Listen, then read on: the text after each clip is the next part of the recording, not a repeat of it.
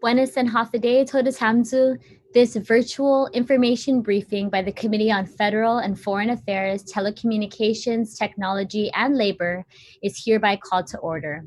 It is now 9:01 a.m. For the record and in accordance with Section 8107 of Chapter 8(5) GCA, public hearing notices were sent on Monday, May 4th, 2020, adhering to the 5-day working notice, and a second public notice on Wednesday, May 6, 2020, 48 hours prior to today. In addition, this virtual information briefing was noticed in the Guam Daily Post on Sunday, May 10th, and the legislature website at guamlegislature.org. Joining me here this morning, in no particular order, Senator Mary Torres, Senator Luis Muña, Senator Kelly Marsh Taitano, Senator Pito Terlahi, Senator William Castro, Senator Jim Moylan, Legislative Secretary Senator Amanda Shelton, Minority Leader Senator Tello Taitigui. Let me see if anyone else. And colleagues may be joining later during the hearing. Thank you so much, senators, for joining me. Before we proceed with the discussion of items on our virtual information briefing agenda, I'd first like to provide some general rules of conduct for all of those who are in attendance. The conduct of this hearing shall be as follows. All participants must abide by rules of conduct and quality assurance standards, including broadcasting from a quiet room with little to no interruptions, broadcasting from a room with adequate lighting, specifically to ensure the participant's face is visible and not backlit, and ensuring that the participant's face is visible at all times. When speaking, please ensure that you are unmuted and that you are speaking clearly into your microphone. The chair will invite individuals who have signed up to testify. Individuals testifying shall first be recognized by the chair before speaking and shall state their name and title for record purposes. The order of questioning will begin with the panel of senators who shall complete their lines of questioning for each respective item on the agenda. Each member will be allowed to pose one question to an individual testifying for one round and be provided another round if necessary. Questions and testimony shall be confined to the substance or nature of the agenda. Personal inference as to the character or motive of any senator or any individual testifying is not permitted. Any violations of this rule of conduct will result in removal from the meeting room by the host. Hafaday, everyone. I've called for this virtual information briefing to provide our people with updates regarding the status of unemployment programs established by the Coronavirus Aid, Relief, and Economic Security, or CARES Act. I've called on the Department of Labor to provide the Guam Legislature with information on the Pandemic Unemployment Assistance, or PUA, and the Federal Pandemic Unemployment Compensation, FPUC, programs. As chair of this committee, I hope to work with our partners at the Guam Department of Labor to fully understand the intricacies of these federal relief programs and will continue to push the department with the support that they need to accomplish their goals for speedy implementation of these programs. At this time, I'd like to call the panel of individuals who have signed up to testify. And I'd also like to welcome Senator Joe San Augustine, who has joined us. Welcome, Senator. I'd like to acknowledge the director of the Guam Department of Labor. I know that he is very busy and he has some other obligations with USDOL and other important meetings that he has to attend to today. So I appreciate him joining us even for just a few minutes. So Director Dave De La Sola is on with us, as well as Hannah Cho, the Special Projects Coordinator from the Guam Department of Labor. Welcome, lady and gentlemen. Mr. De La Sola, at this time, I'd like to give you the floor to just make some introductory remarks. Thank you for inviting me. Originally, Hannah was going to make this whole presentation, but I'm trying to carve out a small piece of my day this morning because, you know, this weekend, I'm sure you heard that we were awarded $276 million. And To summarize it, the U.S. Department of Labor accepted our budget, and they had some conditions, and this had to do with the implementation plan, that they were very impressed with our first draft. And 4 or 5 days ago, when I talked to USDOL and I said that I needed to speak to Washington to get this money coming in, that the governor is putting timelines on this island, and they want the money now. We need to start helping the people. And she was very emphatic that I get on them and get some results. At her assistance, I was able to deliver those results. And in the meetings, they agreed to step up the process. And we were able to do 3 or 4 things on Saturday morning's meeting, all at one time. And they are agreeing to send us the money this week. So they appreciated all that we've done, and the way that we are standing up and acknowledging and getting them the information as quickly as possible. So I'm so happy with that. Uh, it's Sunday there, so that allows me a little bit of time, because usually in this time of the morning, I'm with USDOL. So what I am with is the software vendor this morning. Uh, they're private sector, so they work every day. And after I get off of this, I'm back to the working model of the software. This is the most important part of this whole program. Like all the other states, who only a handful of states have implemented PUA. A lot of states are having a lot of problems, more so on their scale than Guam is. Uh, we were quite lucky to get the vendor that so happened to be our higher Guam vendor, and they've done this UI PUA program in 7 states. So this huge program that they brought to the table is what we are whittling down. We're getting out all the UI stuff. We're getting out all the stuff that is the fat and a lot of detail. It is going to be a complicated application process, because it's a federal program. There's not, you just can't remove that part, the language and the interface. Like any it's like the same as applying for UI in the States. It's just designed for PUA, but the elements are very similar. So we are trying to develop help boxes to explain what each item is. We're trying to vet it out, whittle it down, and as they making changes, we're going back and seeing how these things are going. And I do want to let you know. So exactly how long it's going to take, it's hard to say, because this is the most important part, that we have program integrity, and that it is not the best as possible, but as adequate as possible. As I say before, the vendor said this is a 12 to 18 month process normally, and we're doing it in a month and a half. So what you're going to get is a program, hopefully, that is adequate, that meets our needs, and it's going to be customized as good as possible, because every time they have to reprogram an element, that takes time, and time is not on our side. And as I told you, as DOL, this is a double-edged sword that I'm asking you, because right now a lot of the holdup is coming from you, USDOL. And I've caught.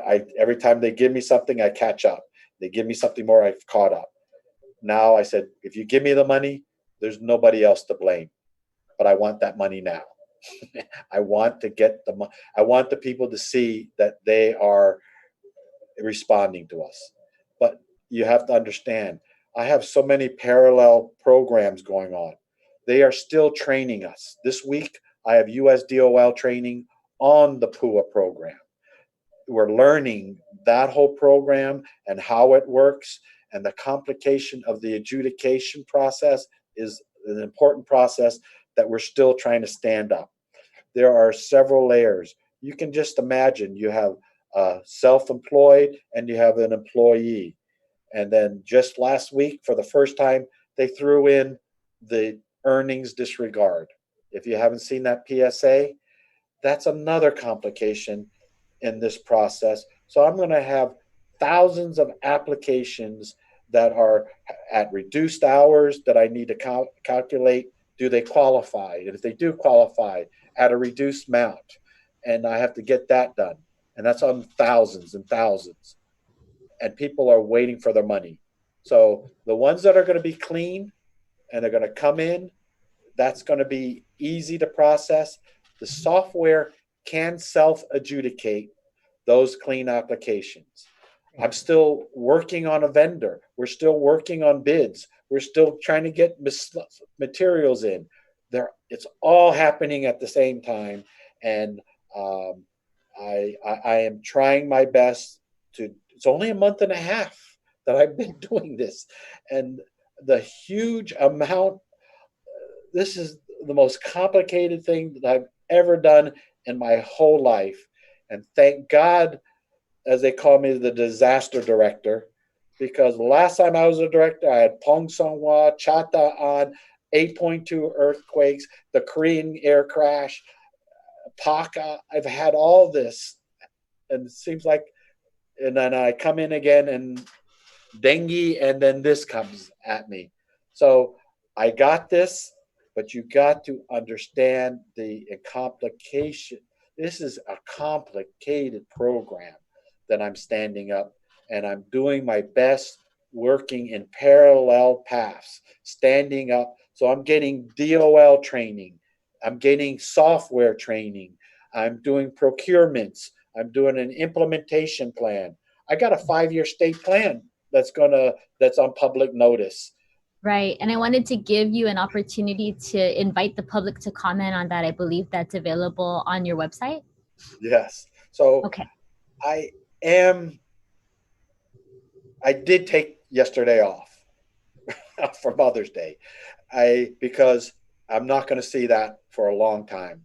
And I'm going to continue to work hard nonstop, 14 to 16 hours a day. When I go home, I'm on my email. It's nonstop. And I'm trying to keep people informed as good as possible. I had 4 FOIAs, and that's taking time. I think I responded to most of them, if not all of them. Uh, if you need anything, ask me. Everything I'm doing is transparent. If you don't know what I'm doing, it's because it's happening in real time. And everything that's going on is happening at real time, from designing the program to getting trained on PUA from USDOL to putting together the implementation plan to getting the money to get doing the procurement to stand up this program, to standing up the processing center, to standing up interpreters.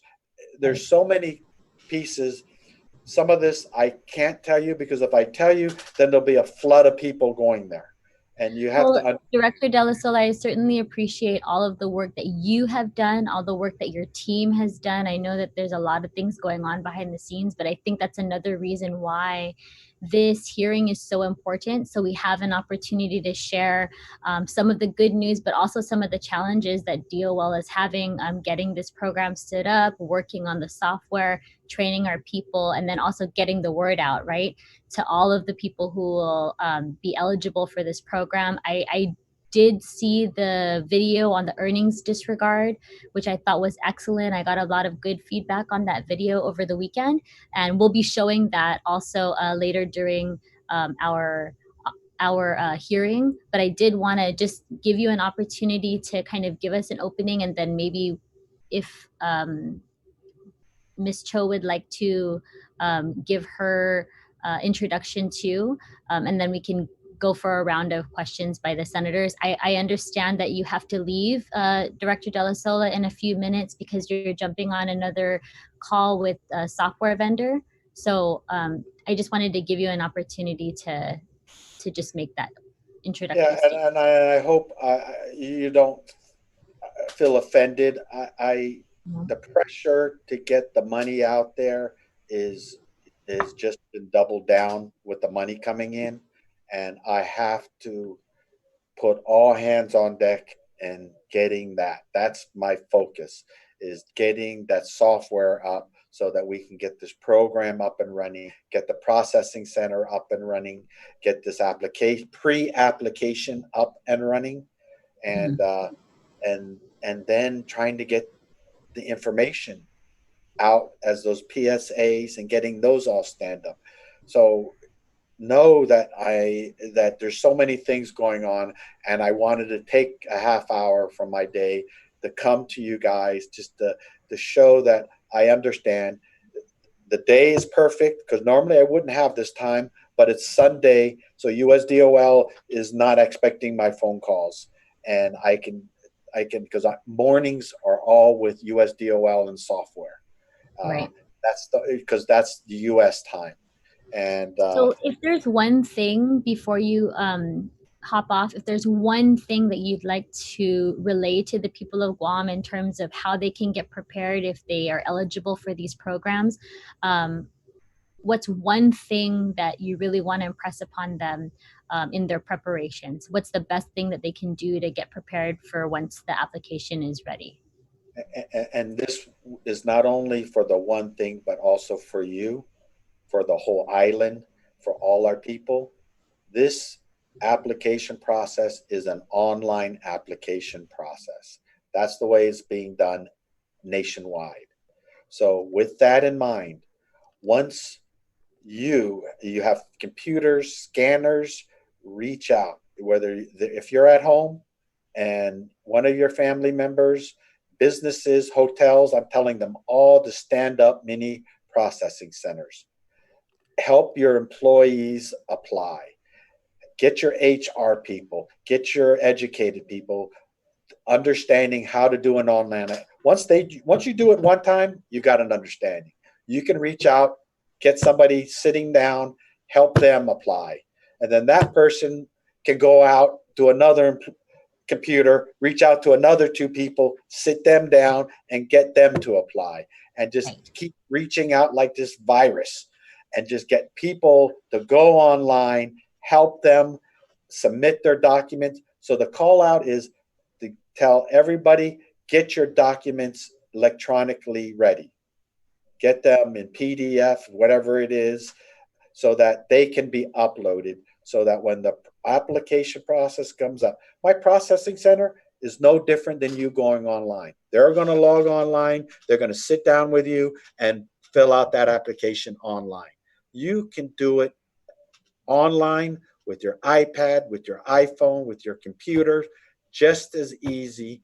So once, I'm telling the families out there, once you get those millennials to get them online, and then once they are successful, get your mom, your grandmother, your cousins, get them in and get them online and get their applications in, and get your businesses, get your no better way can you take care of your employees by helping them out and sitting them down and getting them done online. Hotels and businesses, stand up those empty ballrooms, get your HR people in, get every one of those employees in by appointment, get them online, get them done. You want to take care of them even more, help their families get online, because Mm, this is an application, online application basis.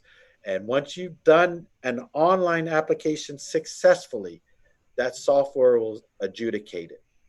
And great. those clean applications can then be moved down the line and be ready for check writing or EFTs, electronic funds transfer. Great. That will happen fastest. That's the fastest way. Okay, And great. then you don't, so because remember, I am going to have like 40,000 applicants. If I have 100 people taking applications and it takes 40 minutes to a half hour to sit down, it'll take months to see everybody. Right. So as an island, we need to reach out to your friends and to your families, and every one of us reach out and help everybody get an online application submitted successfully. That's the best way we're going to get this done as quickly as possible. senators, if you want to take people online, you're everybody. I can't stress it enough. That's how everybody in this island can help each other, is to reach out and take care of your families. Just take care of all your staff, take care of your families, get them in there and sit down and get them a half hour each for the uploaded documents and get their application.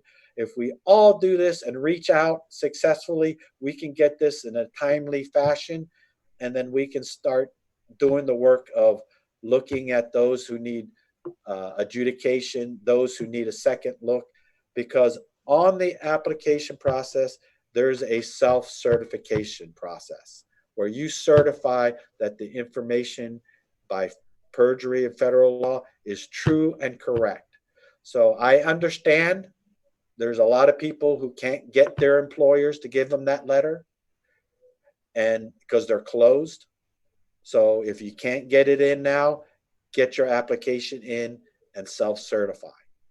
You Thank will you. be required in the subsequent months to do it. Thank you so much, Mr. Director. And then I just wanted to turn it over to Hannah so she can begin her presentation.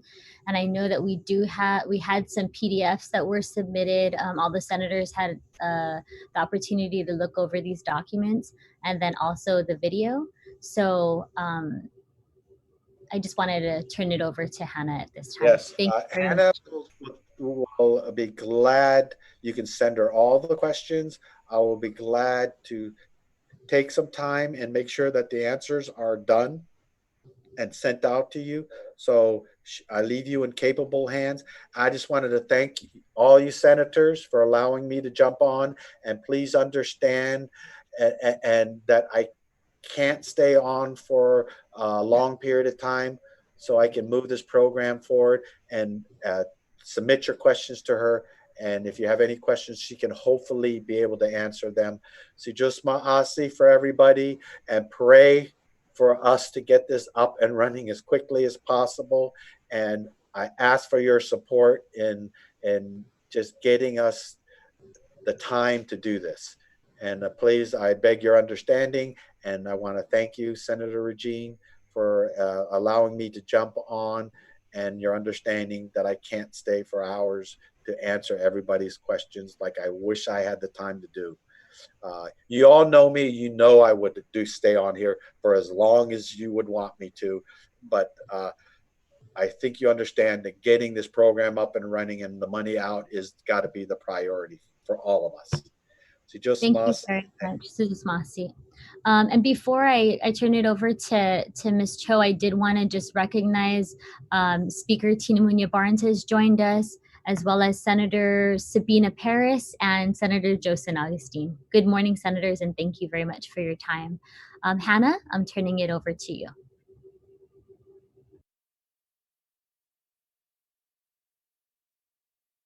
Hello today, guys. So I'm Hannah Cho from the Guam Department of Labor. My director was thankfully able to get on and give you guys a brief update on what's been going on and what we've been working on at the department. And truly, I really thank you guys for giving us the chance to inform the public about what's going on, because I know that there are so many questions and so many things going on that people need answers for.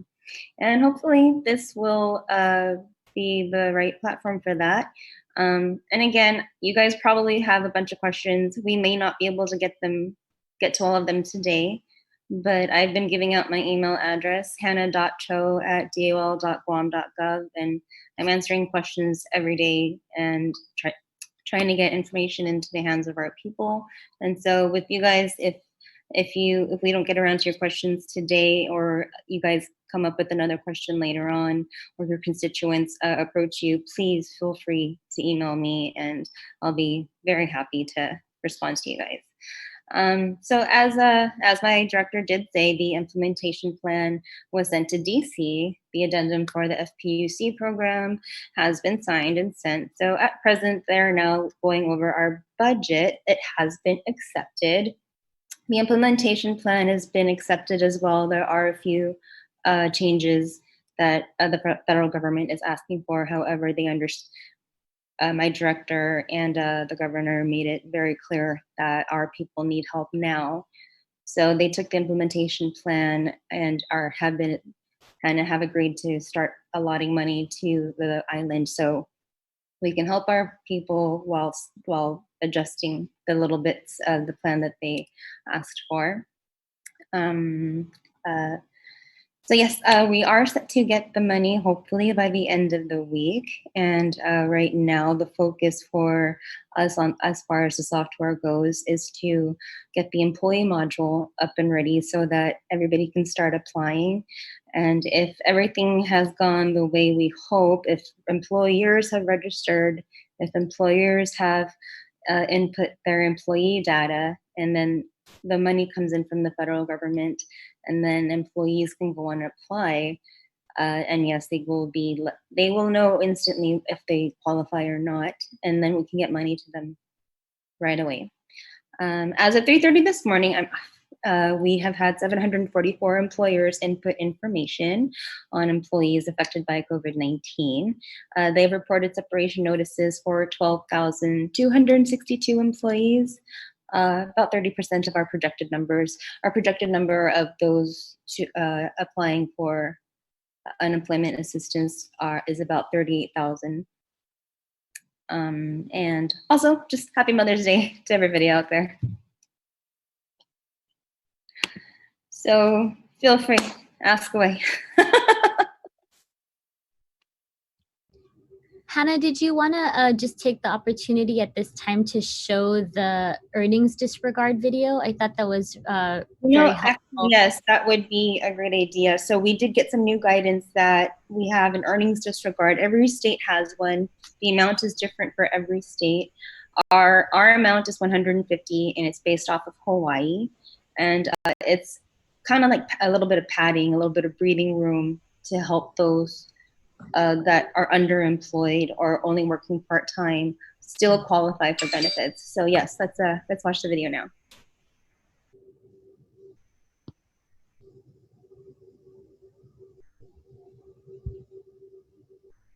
When it comes to the benefit eligible individuals may receive from the Pandemic Unemployment Assistance and Federal Pandemic Unemployment Compensation Programs, the numbers we are most familiar with are up to $345 from the PUA and an additional $600 from the FPUC. However, another aspect of the program that may assist with eligibility as well as benefit received is that of the earnings disregard. The earnings disregard is applicable to only individuals that are partially employed or who have reduced work hours as a direct result of COVID-19. It is a value subtracted from your earned income prior to determining eligibility and benefit amount. For Guam, the earning disregard is $150. So what does this mean? If you are a part-time employee making $15 an hour and working 30 hours a week, you'll gross $450. As we understand the program now, you will not qualify. However, with the earnings disregard of $150 in Guam, you become eligible, and this is how. You take your gross weekly pay of $450 less the $150 earning disregard, making your net pay $300. You now qualify. But for how much? To calculate your benefit, you take Guam's weekly benefit amount of $345 minus your $300 net income, giving you $45 from PUA plus the $600 from the FPUC. Your weekly benefit from both programs now becomes $645. For the same example, at $15 an hour, but working 35 hours, you'll gross $525. Less the $150 and your new net income becomes $375. You will not qualify. Now, say you are a part-time employee making $9 an hour and working 38 hours a week. You'll gross $342 and already qualify. However, with Guam's earning disregard of $150, your net income becomes $192. So what will you get in weekly benefits? You take the weekly benefit amount of $345 minus the net income of $192, resulting in $153 from the PUA and $600 from the FPUC, totaling a weekly benefit of $753. Without the earnings disregard, the same individual would have received only $603. That's not bad. For more information on how the Guam Department of Labor can help you, visit our website at dol.guam.gov.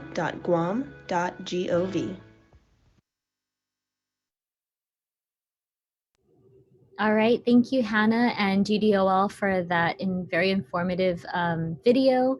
I did want to just ask one question, and then we can go to the other senators. Again, we're going to be going around doing one round, one question each, and then we'll come back around for additional questions at this time.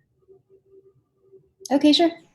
So Hannah, now that the Federal Pandemic Unemployment Compensation, or FPUC program, has been sent and signed by the governor, that the budget has been approved by USDOL, what is the next step? Well, we do have to update our implementation plan. We do have to get our application process up and going online, and then just get our people the money that they need. Okay, and is DOL moving forward with the plan to, I think the director kind of touched on this a little bit, but are you guys moving forward with a plan to ask capable businesses to set up computer modules through their respective HR departments and maybe call employees to guide them through the online application and maybe banking information if they choose the EFT route? Yes, definitely. I'll probably write a press release on it, but we really are urging employers to help guide their employees apply, get through this process. It's not exactly easy. Times are, everything right now is difficult. So yes, definitely, if an employer has not yet followed the executive order and has not yet registered in hireguam.com, we really need you guys to do that, because that's the first step. The second step is then inputting your employee information of those that have been affected by COVID-19. And then the third step is for the employees to then go in and insert their information to and then the system will adjudicate and then and be able to get people the money that they need right now to survive. Okay, great. Thank you very much, Hannah. I'd like to just give an opportunity for my colleagues to ask questions. So first up, is Speaker Munia Barnes still on? Yes. Good morning, Madam Good Speaker. morning. You have the Hi, Nana Sidzulis. Thank you very much, Madam Chair, for giving us the opportunity. And to Hannah, good morning. Thank you very much for sharing in the presentation with Director De Sola. Maybe I just need a verification, Madam Chair, if I may, on your one question at this point process. On May 5th, Director De Sola noted that when they had the visitor industry webinar, that the budget request for Department of Labor for Guam's program would be at 924 million, and then they talked about the budget now being 276 million, which is the actual amount for Guam. So I just wanted to get a clarification. Is this 276 million an initial deposit to Guam and up to 124 million, or is this it for Guam? Thank you so much, Madam Speaker, for that question. No, the budget request that we sent was accepted. We did request 924 million. The 276 is our first allotment. As that draws down, we will get another allotment. And even if we go over the funding for this program is not supposed to run out. So we will definitely be able to get the money for the people regardless. So yes, this is just the first allotment. Thank you. Thank you very much, Hannah. And Madam Chair, I will heed to the recommendations for one question around. So thank you very much. I do have a couple of other questions, but I'll wait my turn. Okay, great. We'll come back to you. Thank you very much, Madam Speaker. Next up, our Legislative Secretary, Senator Shelton. Thank you very much, Madam Chair. And thank you, Hannah, for that presentation. Happy Mother's Day to you. I appreciate all the work you and the department are all doing for us. So can I just ask a point to clarify? I know the PUA application you spoke about, many are anxious to put their application in. Can you just tell us when that link will be live? I wish I could give you a date. However, right now I can't. There's new guidance coming out, and the software, we need to make sure that there's no glitches, there's no crashes, and that the integrity is there, because there are opportunities for fraud. But I will say that this situation, I mean, I feel it too. I was one of the people that answered the 311 calls. I heard the people, I heard their questions and their need for help. My mother and my brother, they're both nurses, frontline nurses in California. They both caught COVID. Thankfully, they've recovered. But now my mother can't go back to work. So I even had to help her fill out her online application for unemployment in California. So it's close to me. I feel it. I feel it for the people. And I'm sorry I can't give you a date right now, but believe me when I say we're working 24/7 to try and get this out as quickly as possible, but as efficiently as possible. Thank you very much. I really appreciate that answer. And Madam Chair, I'll save my next question for the next round. Thank you, Hannah. Thank you very much, Senator Shelton. I believe the Vice Speaker has also joined us, so I want to just give her an opportunity to ask her first question. Vice Speaker Nelson, are you on? Yes, thank you. Thank you, Madam Chair, and thank you to those present who are supporting. Hold on, forgive me, there's some kind of feedback here, so let me just.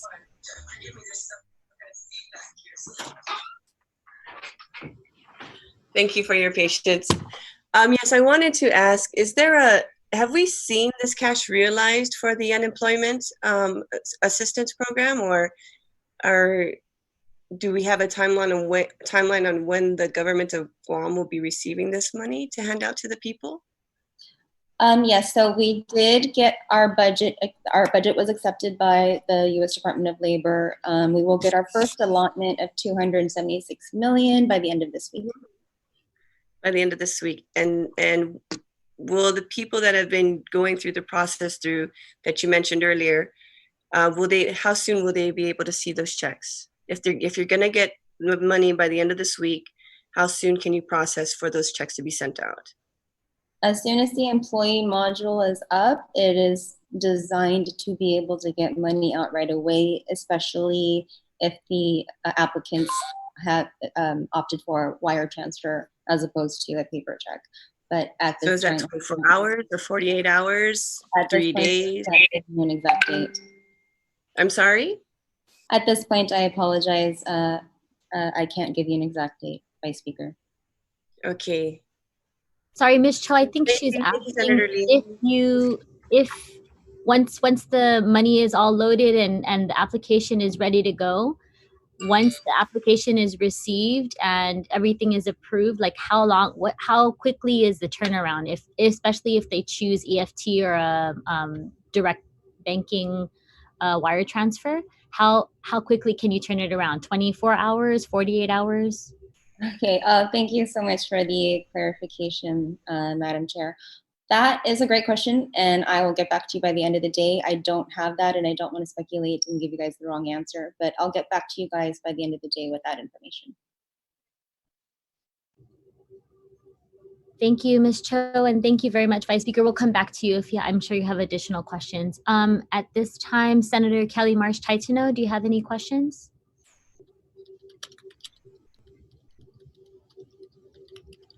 To everyone in the Department of Labor who's been working so diligently to get everything done. The question that I have is, when the Director Della Sola was providing us a very good explanation and really walked through a lot of the steps of the process, he mentioned getting PDF material of documents, but we do know through the Department of Education and others, that there are so many on island who don't have a lot of access to computers and stuff. And so it was really great to have him encourage others to help each other. My question is, for these documents, what I've done is I've told people who have less access in the past to just go ahead and take photographs of documents if they can't scan them. Will that be accepted by the department if they can, if that's what's accessible, if they can just take a photograph of their documents?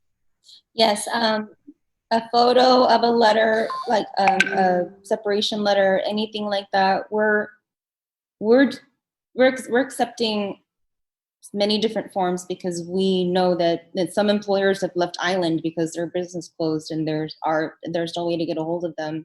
So some people are just going to have to self-certify. And so we're going to accept that initially. There will eventually be an audit.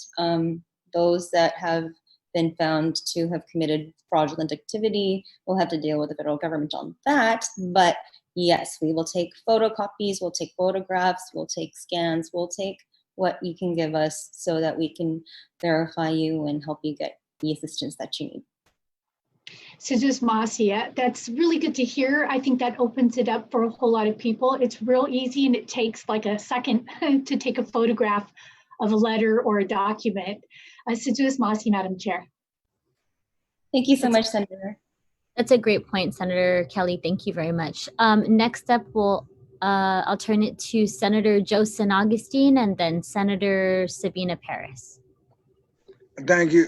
Thank you, Madam Chair. A simple question. I understand you're asking, the director's asking that employers set up like a banquet room and all that stuff. Does the Department of Labor plan on setting up some kind of system like that where everybody else can come there without everybody just going to their own employers? If you have a bunch of employees, can they go to a center and upload? The Department of Labor plan on doing that? Yes, we will be setting up, we are actually in the process of setting up an application center with respect to the social distancing guidances that are mandates that are still in place.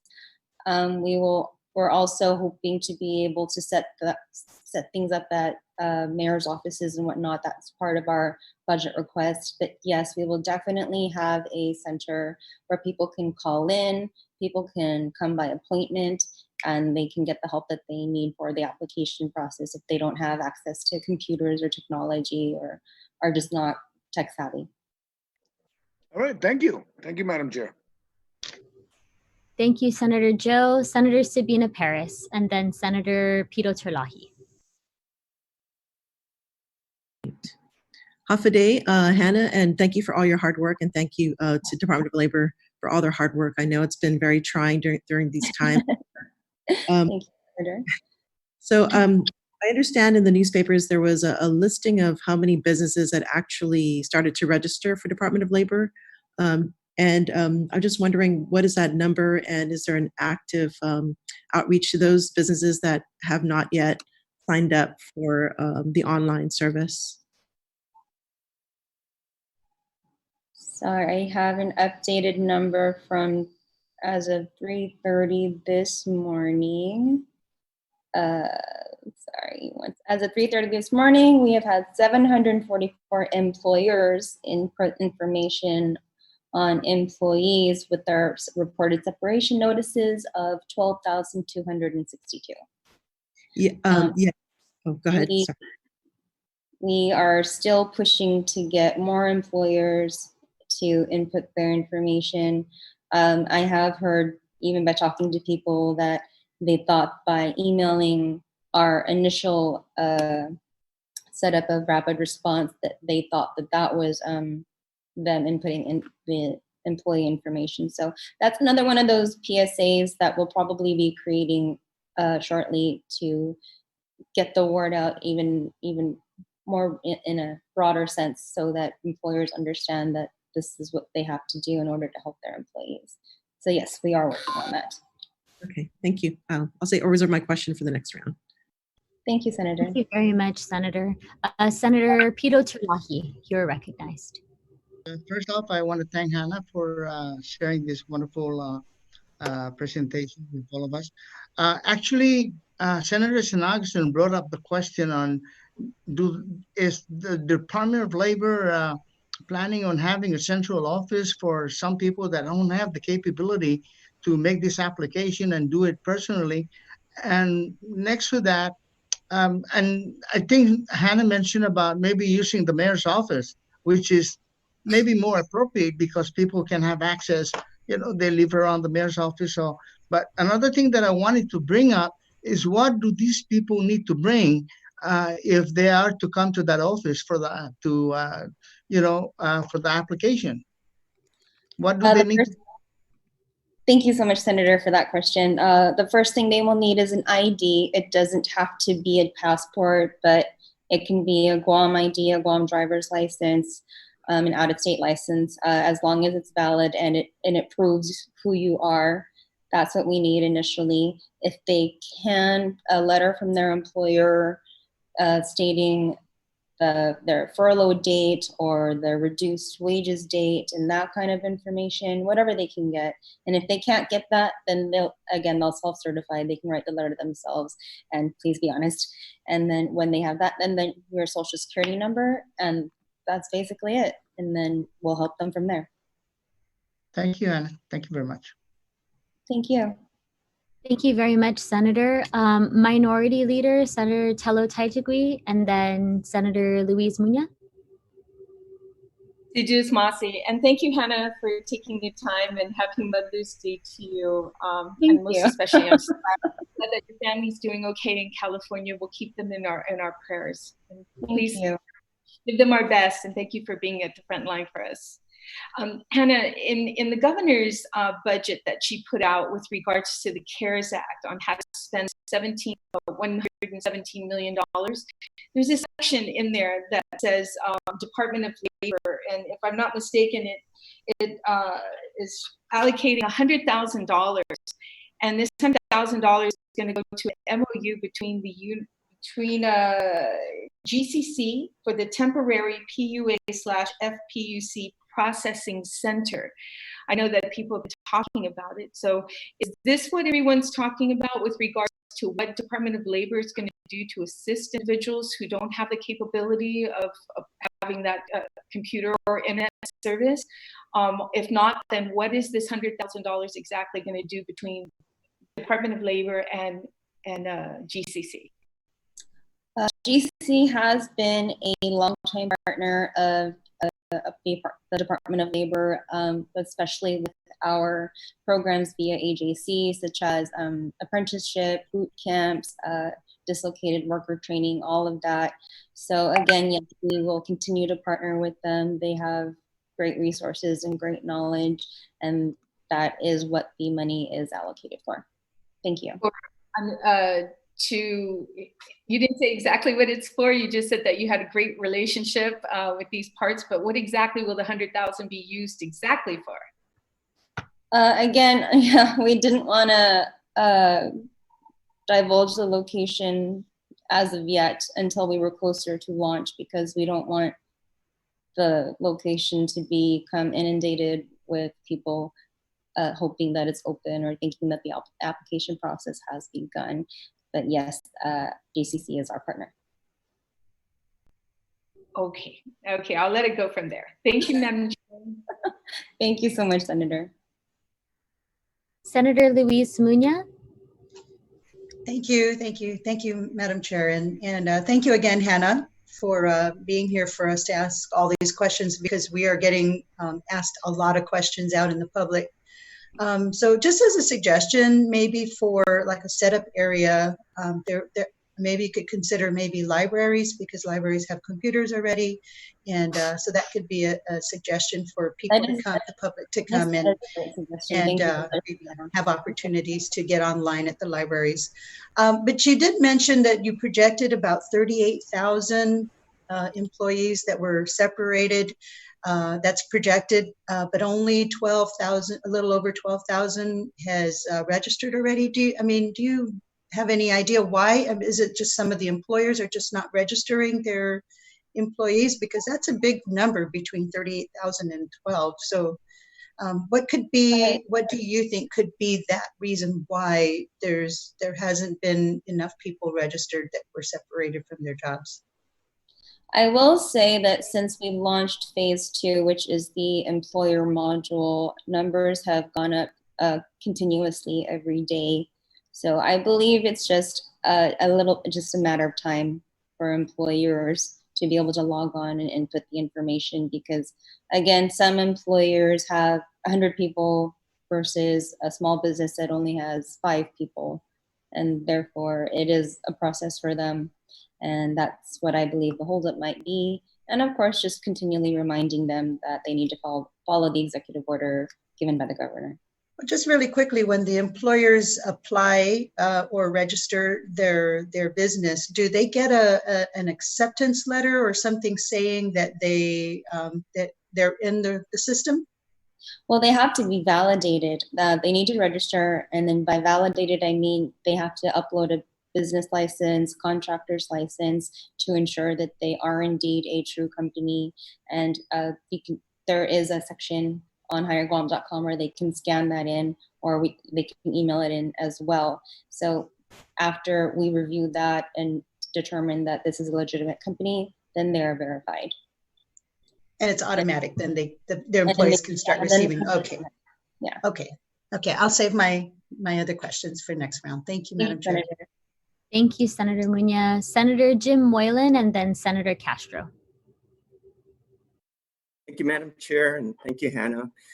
So I was able to listen to the director this morning on the couple of radio programs, and one of the things he mentioned was the online application process. And maybe it's being streamlined a little bit more, but I understand it from what he was saying was it takes approximately 40 minutes to complete online. A lot of information to put in there. So understanding his intent for the companies to open their doors for their employees to come on in and help complete those applications. But pretty much we can project that not all those companies will be able to do that. Like some of these hotels are used for COVID-19 quarantine places, so they won't be able to assist. And I'm understanding the budget requirements and where possibly this center would be to help these employees go online. So what I like to know is what is the director's projection on the amount of employees when this staff room or this hall is going to be opened up, and if he has projections that with the budget, he'll have so many computers, for example, and so many staffers there with the proper distance so people can actually sit behind a desk so many feet apart in distance to help. Because if we're at 30% now and we're hoping to get over $900 million, we most definitely want it to be as close to as 100% as possible so we can bring this money back into helping the families, but more importantly, to get that new money circulating into the economy. So the faster we do this. So my question is, do we have a projection on how many employees GDOL would be looking at in order to help those that qualify to input this information online, which Dave said is a must? Please. I'm so sorry, you cut out there in the end. I didn't hear the exact question. Oh, okay. Am I coming in clear now? Can you hear me all right? I heard the first part. I'm so sorry, I didn't hear the last sentence. No problem. So what is the projection that GDOL is looking at hiring to set up this center where the unemployed folks that qualify can come on in and register, get the assistance that they need and register online? Are we looking at 50 people? Yes, that is the number. We're looking at about 50 people. We will be detailing GovGuam employees as well as bringing on temporary workers to help the people. Okay, all right. Thank you. Thank you, Madam Chair. Thank you, Hannah. Thank you, Senator. Thank you, Senator. Senator Will Castro and then Senator Mary Torres. Hi. Thank you, Madam Chair, for the opportunity. Thank you, Hannah, for taking the time and sharing some of your experiences. I can understand and appreciate some of the technical aspects of the online platform.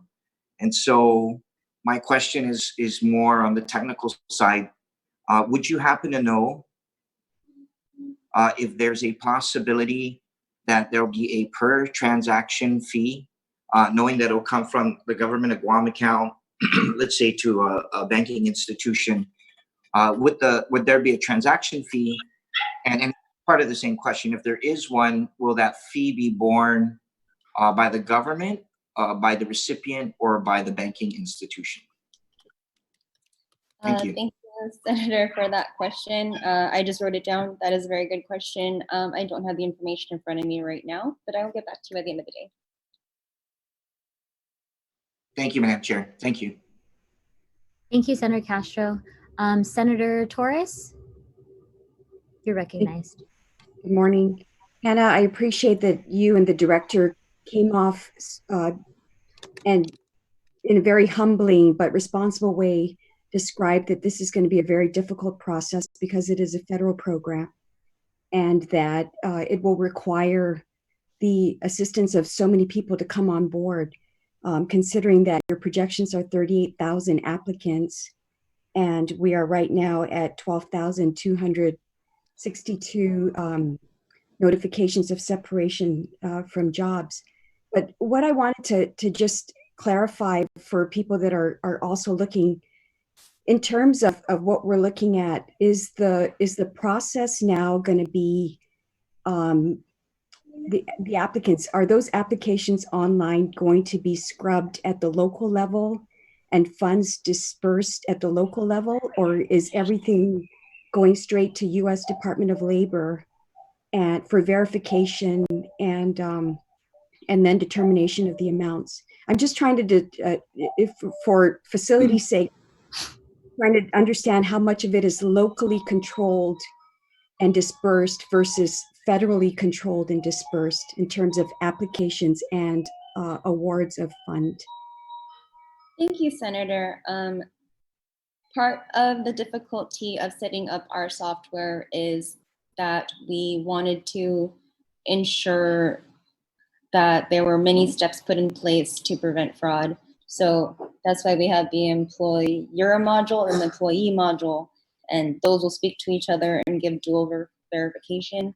And then the application will be able to tell the claimant right away if they're eligible or not. So that part we don't have to wait for the federal government. The federal government is working us with right now to create that, to make sure that we can get that information, the approval information, to the claimants right away. And then the finances, again, we're getting our first allotment this week. I'm not quite sure if that needs to be verified by USDOL. I don't have that info, but I'll write it down and I'll get back to you by the end of the day. Yeah, because I think that's where we're trying to understand the facility.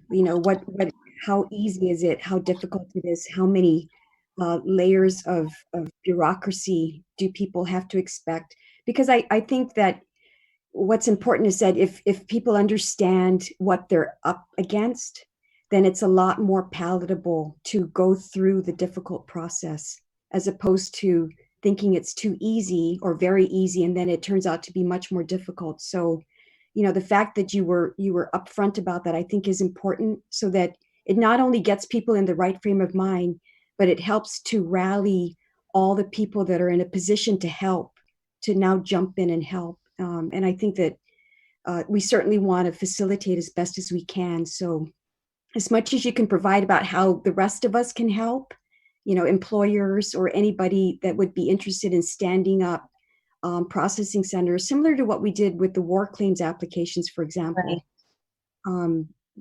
I think that if the people can be rallied that way, I'm sure people would step up to it. So, and please stay safe. We pray for your health. And if you need some cookies or cream puffs, the speaker is very good at baking right now. Thank you so much, Senator. I truly appreciate that. Thank you. Thank you very much, Senator Torres. And Hannah, actually, we have been on calls with you previously last week with the vice chair of this committee, Senator Clint Régine. Unfortunately, he's unable to join us for this call, but he did send in this question, so I'll ask it on his behalf. Okay. He wanted to just give you an opportunity to inform the committee and the public about returning to safe and healthful workplaces and the new OSHA guidance that you've received. So if you could speak a little bit to that. I know, we're now in PCOR 2 and many people are going back to work. So his concern, and one that I share, I'm sure all the other senators do too, is what are some of the guidelines that you guys are pushing through OSHA to help make sure that we have safe and healthy workplaces for people to return to? Yes, actually, we did get new guidance from OSHA just a few days ago, 10 steps that we can do to make the workplace safer, such as wiping down consistently. But do you guys have that PDF able to pop up like we had for the commercial? Barry, are you able to pull that one up? Do you know what the file is called, Hannah? I believe it was called the OSHA 10 Steps for a Safer Workplace. Okay, great. Yes, there it is. There it is. Okay. So they didn't make it too complicated. Of course, if you're sick, stay home. Encourage respiratory etiquette, including covering when you cough, when you sneeze.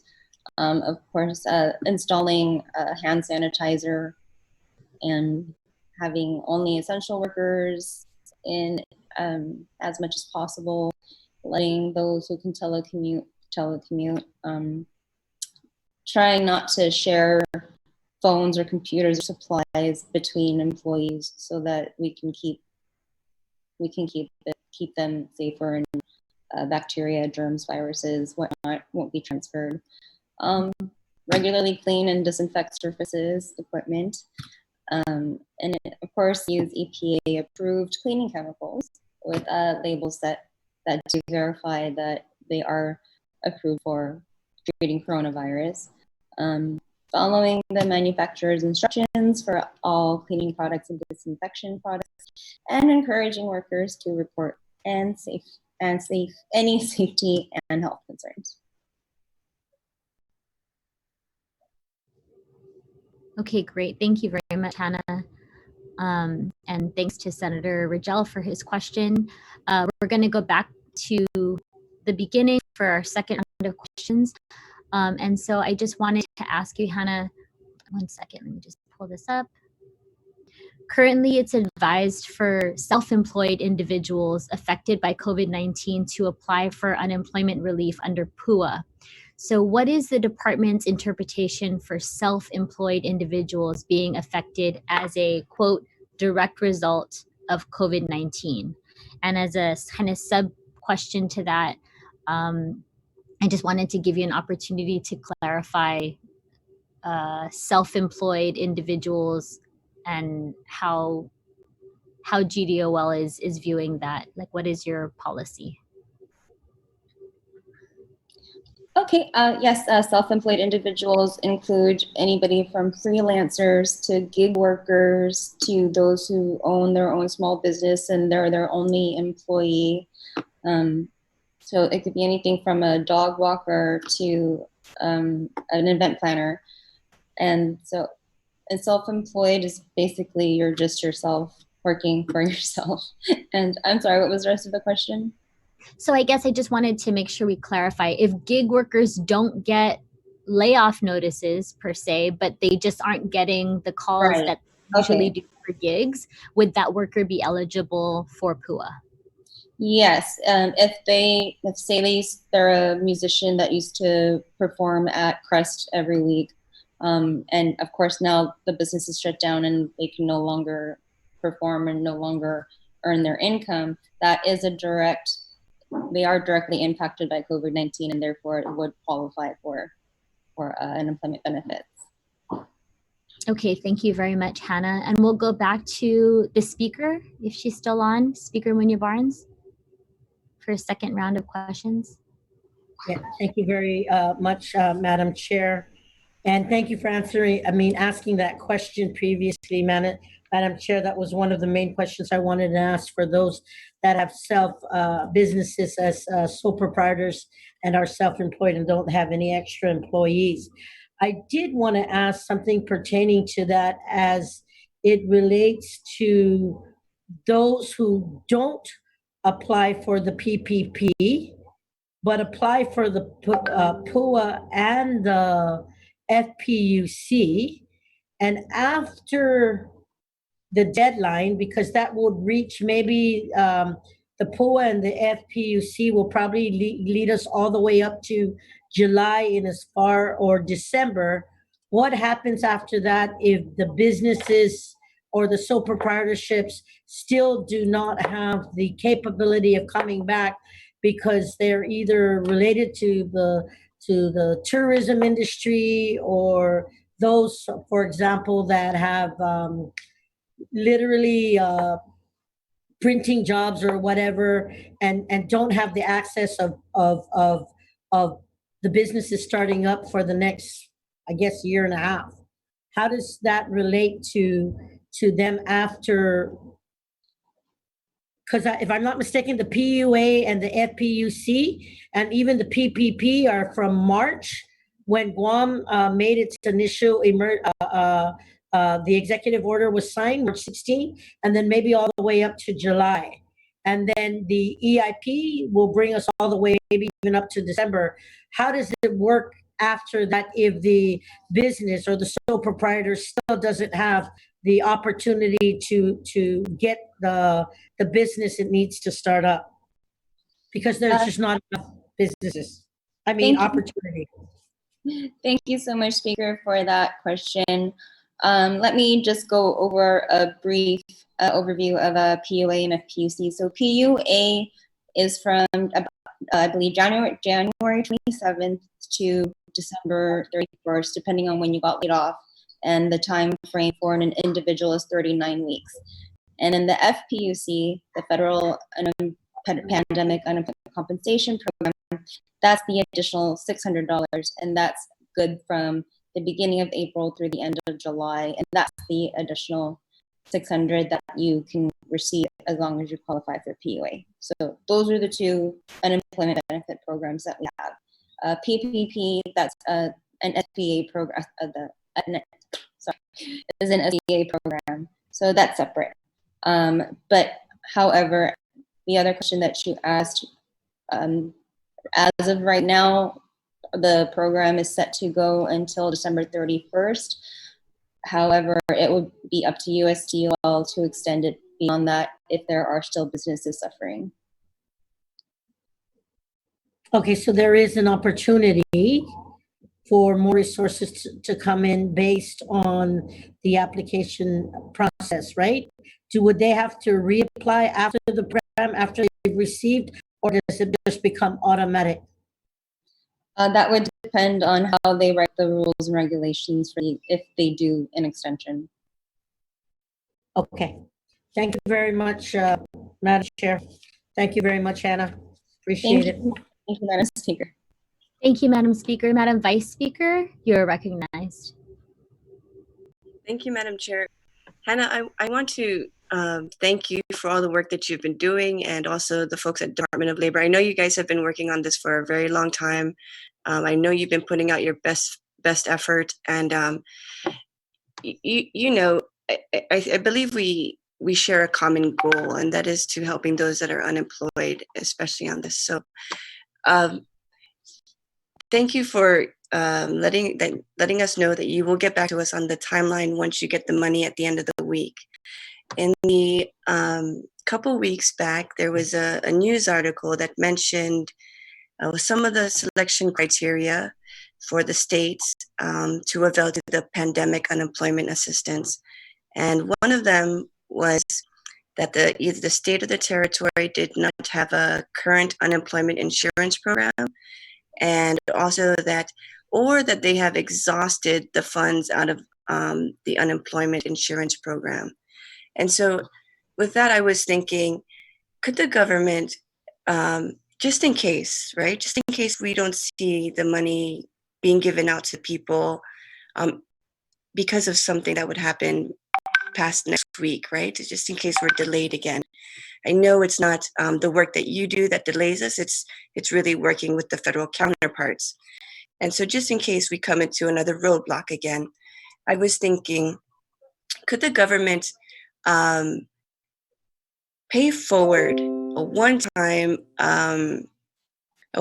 payment or a two-time payment, and would that qualify as exhausting the program, pay forward to those that have been unemployed since the governor declared a state of emergency? Would the government be able to do that without putting the PUA or the FPUC at risk, or without putting us from receiving the PUA or the FPUC from the federal government drawing down, without putting our government at risk for that? Thank you so much for that question, Vice Speaker.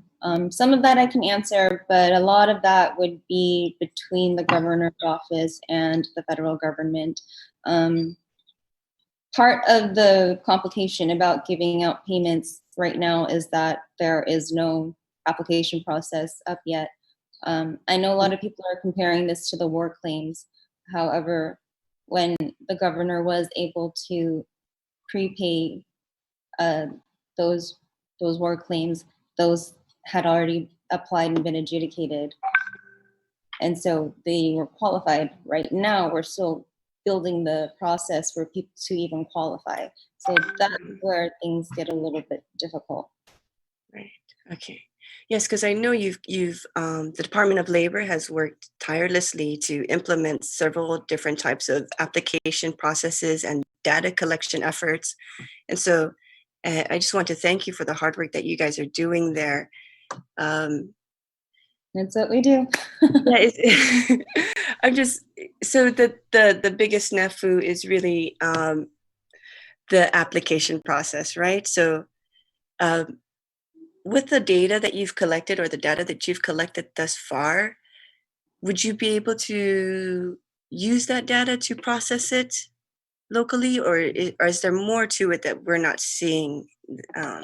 It's because we have to have that dual verification and to prevent fraud, because there are so many opportunities for fraud here.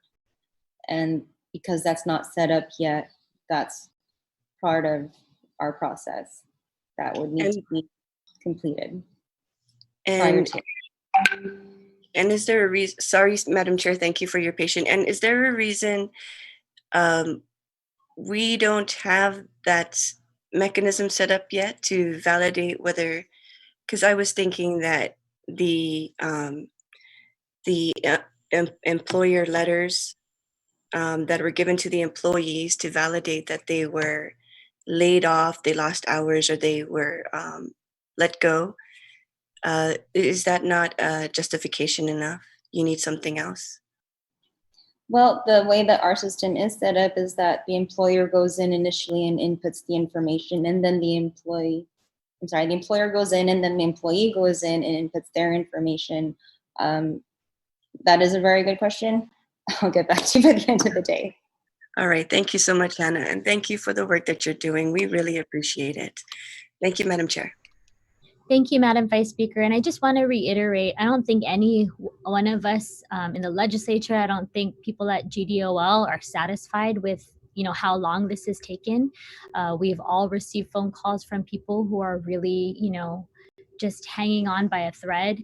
So, we really appreciate Hannah answering these questions. I know some of this is out of your hands, and everything that is within your control, you're trusting, but we are also verifying that you guys are really on top of it and making sure that this gets out to the people as soon as humanly possible. So again, thanks for answering these questions. Thanks, Vice. Next, I'll go to our Legislative Secretary, Senator Shelton. Thank you very much, Madam Chair. And again, thank you, Hannah, for all the information. I know that what we've been talking about here in this hearing and everything that you're focusing on at DOL is this, emergency response right now, how we're going to help everyone today who has lost their jobs due to the COVID crisis. I'm wondering if the department, I realize that you have a lot on your plate, you're setting up this huge program for us, but I'm wondering if the department is looking at additional grants from the US Department of Labor.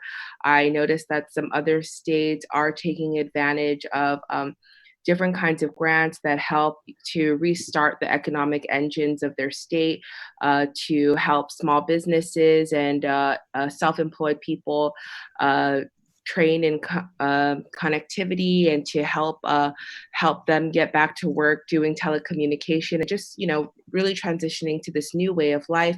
Also helping with job coaching, short-term training for those who have just been displaced. Are we looking at any of those opportunities, Hannah? I don't have that information. That is a question for my director. I will message him as soon as we're done with this, and I'll get back to you. Okay. Thank you so much. I know it's it's kind of looking forward a little more than we are right now. The focus really needs to be for this program to help, but I know it will be also reassuring for the people to know that we're trying to help them in these other ways as well. So I appreciate that, Hannah. Thank you, Senator. Thank you very much, Senator Shelton. Senator Kelly Marsh Titino. And then Senator Joe. Seduce Masi, Madam Chair, and Hannah for continuing to tackle all of our many questions. So is there a way or some sort of process that's in place that employees can let the Department of Labor know that they are trying to get their employer to sign up? So I know that you're reminding employers, and you've made really great progress. I think it's only been a week or so that you've gotten 30% of the estimated employees signed up through their employers. But is there anything that employees can do to encourage their employer to hurry up and get signed up? You know what, that is a question that I have gotten. Some employees are worried that their employer just won't sign up, won't follow the executive order from the governor, and they're not sure if their employer has signed up. So they can email us and first check if their employer did indeed register. And if not, I would even call the employer and say, you need to register, follow the governor's executive order. So Hannah, can you just reiterate the email address? Oh, it would be vosemployer@dol.guam.gov. VOS? V as in Victor? Okay. Yes, V as in Victor, O, S as in Sam, employer@dol.guam.gov. Or you can just email me, hannah.cho@dol.guam.gov. I'm truly happy to help all of our people get what they need. To just Masi, I think that will set a lot of minds at ease. And so when you said that you would be able to call, you mean that the Department of Labor would be able to call the employer to remind them to carry out the governor's executive order? I'm volunteering myself. I would even do it. I don't know. I would have to get permission from the director to make that a GDOL thing, but I'm just saying I would even do it. So, and I also just want to step in and clarify here, employees would also be able to self-certify under penalty of perjury. So if the employees are having trouble getting information from their employers, they can self-certify. Is that correct, Hannah? Yes, that's correct. Thank you. Great. Thank you, Senator Kelly.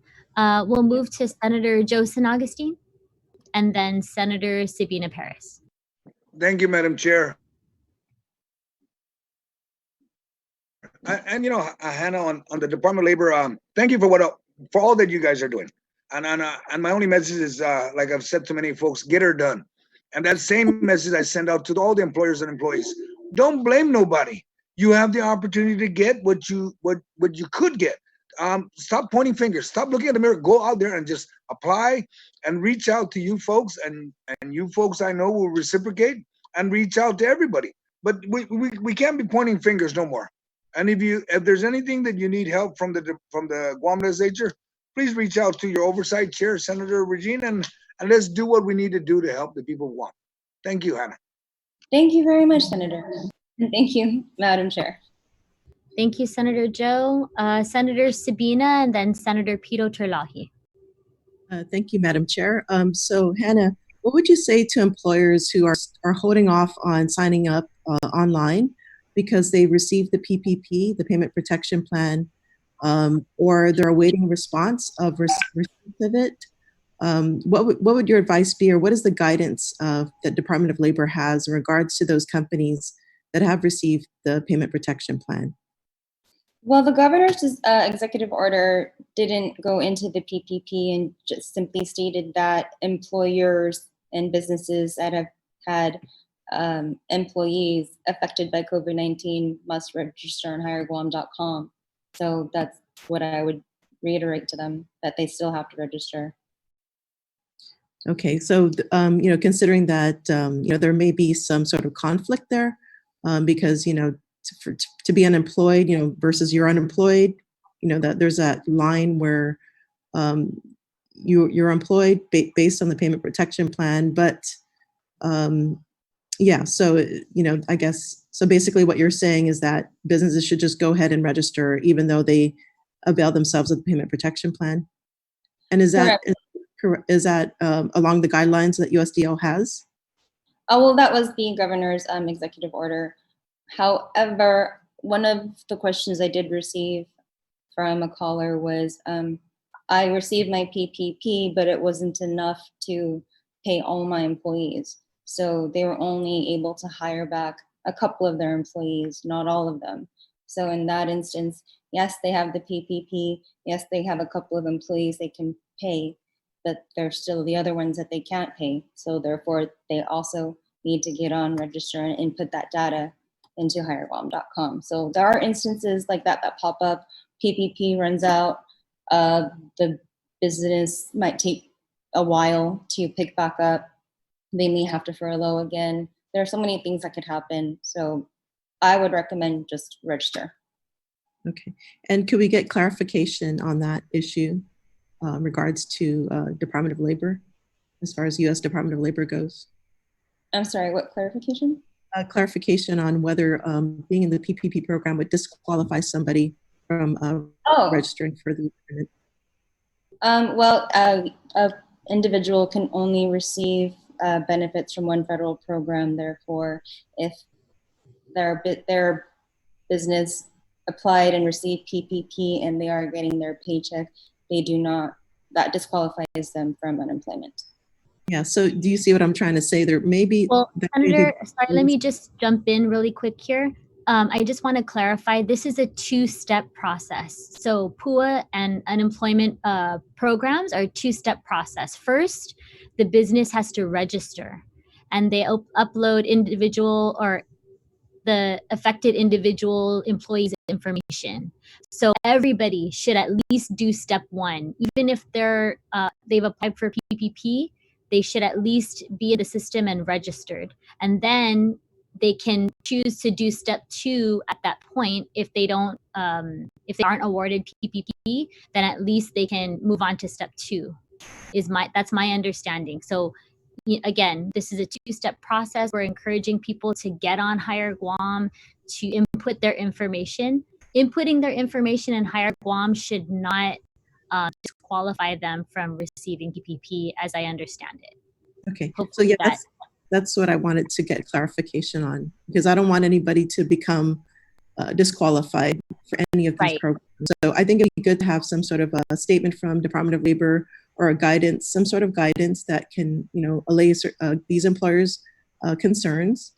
Yes, so, I'm sure they're working on behalf of their employees, but to have something written in stone saying that you're not going to be disqualified from this funding. Right, that's a great question, Senator. So when the PPP runs out, then the employers can input the affected workers, but the affected worker cannot, as Hannah said, cannot get a paycheck through the PPP and apply for PUA at the same time, because you can only benefit from one federal program at a time. So yeah, I'm sure that Hannah and GDOL will provide the committee and you, Senator, a specific response to that question. But that's when I think it's a good question to ask, because I'm sure many people are kind of in that boat and want to be able to avail of these programs. Yeah, great, because yeah, I just want to make sure that's very clear. And if there could be any, is that going to be online as far as the implementation plan? Is that all going to be available for the public to see in case they have any sort of these concerns? Would that be online? The implementation plan that we sent to USDOL? Yes. I'm not sure if it's going to be online. I know if you want a copy of it, we'll be happy to share the information. And Hannah, you will be providing frequently asked questions though, right? yes, and I was about to say that I'm creating FAQs daily. There are so many what-if scenarios with this program. So I've released, my department has released 3 FAQs so far. I'm working on creating more. There are so many questions, such as, the one I got the other day is, if I owe child support, will they garnish my PUA and my FPUC? And the answer is yes, they will. So again, so many what if situations. And so I'm creating as many FAQs as possible to help people understand. Right. Thank you, Hannah, and thank you, Madam Chair. Thank you, Senator. We're going to go to Senator Pito Terlahi and then Senator Tello Taitigui. Thank you very much, Madam Chair, and Hannah, thank you very much. And I want to thank all the employees of the Department of Labor for their hard work. The one thing that I wanted to ask was, we expect the 276 million to be coming by us in about a week, right? Yes, by the end of the week. So the eligibility for such unemployment claim will be determined by the Guam Department of Labor, right? By the application process. Pursuant to federal guidelines. Right. So, By the application process. Yeah. So what is the timeline for people to be notified that they qualified or not qualified? The online application will tell them right away. That's why we're encouraging everybody to if they don't have access to internet or a laptop, or they're not tech savvy, we're encouraging them to get with their son, their daughter, whatnot, to help them do that. Otherwise, also we are standing up our processing center, and we will also help them with that. So there's not going to be any background information on, because you mentioned that we expect that there's going to be some fraud that's going to go on during this time. So the investigation, or to research the information that is provided by the claimants is not going to be done at that point in time? USDOL will eventually send out an auditor to go through all of this to ensure that there wasn't any fraud committed. So that's going to be done before the person is notified that is eligible or not, right? No, that's going to happen after. The goal right now is to help those in need, and those that did commit fraud will be subject to the penalties. And one of that is giving back all the money. Okay. Thank you. Thank you. Senator. Thank you, Senator Pito. Senator Tello Taitigui, you're recognized, and then Senator Luis Muñoz. Thank you, Madam Chair. And thank you again, Hannah, for sticking out on this. Sometimes these things run about 4 hours, so I hope you have some snacks sitting right next to you. Hannah, it was mentioned earlier on with the director, he mentioned about 1.5 months in order for this to get up and standing. And so that time frame that he mentioned, can you tell me from 1.5 months from what day until what, with regards to what he was talking about, the 1.5 months? I'm sorry, my internet was spotty in the beginning. And I didn't hear everything. I must apologize. I truly apologize. I'm not sure what that was, what that statement was. Okay, so the director Della Solo mentioned that it's going to take about 1.5 months for this to be implemented, this whole process to get going. So can you tell me when that 1.5 month began? Did it begin last week? Is the countdown a week ago, 2 weeks ago, or is the countdown starting as soon as the money's in the bank? I wasn't quite sure what he was explaining. Okay, I will speak to him and I'll get clarification and I will get right back to you. Okay, I really appreciate it. And Madam Chair, just want to say one thing, a comment. I appreciate everything you're doing and a lot of the questions that were coming up with regards to ensuring that employers provide the information needed at DOL. You are familiar with Bill 333 that was recently passed, that had a section in there that discussed exactly what you can do, providing some teeth that you need in order to get these employers to provide that and very important information. So are you familiar with Bill 333 that was recently overridden by the governor? Overridden by the legislature, the governor vetoed? I'm sorry, were you asking me or were you asking the madam? The chair. Giving you a little comment, if you'd like, review that bill that just became law, overridden by the legislature, and it's section 5. Gives you a little bit more teeth, Hannah, on moving forward with these employers who are not providing that information that's needed. And it's not necessarily just because the employees, because this data is important for funding coming to Guam, the amount of money that we are going to get. So a lot of times it's based on not demographics, but population.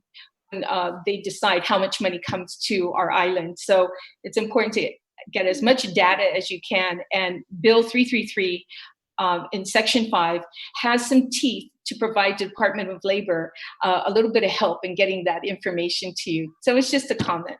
And again, si do smasi. Thank you. And yes, I will definitely look at that. Actually, that was brought up to me last night, but okay, so much good. going on.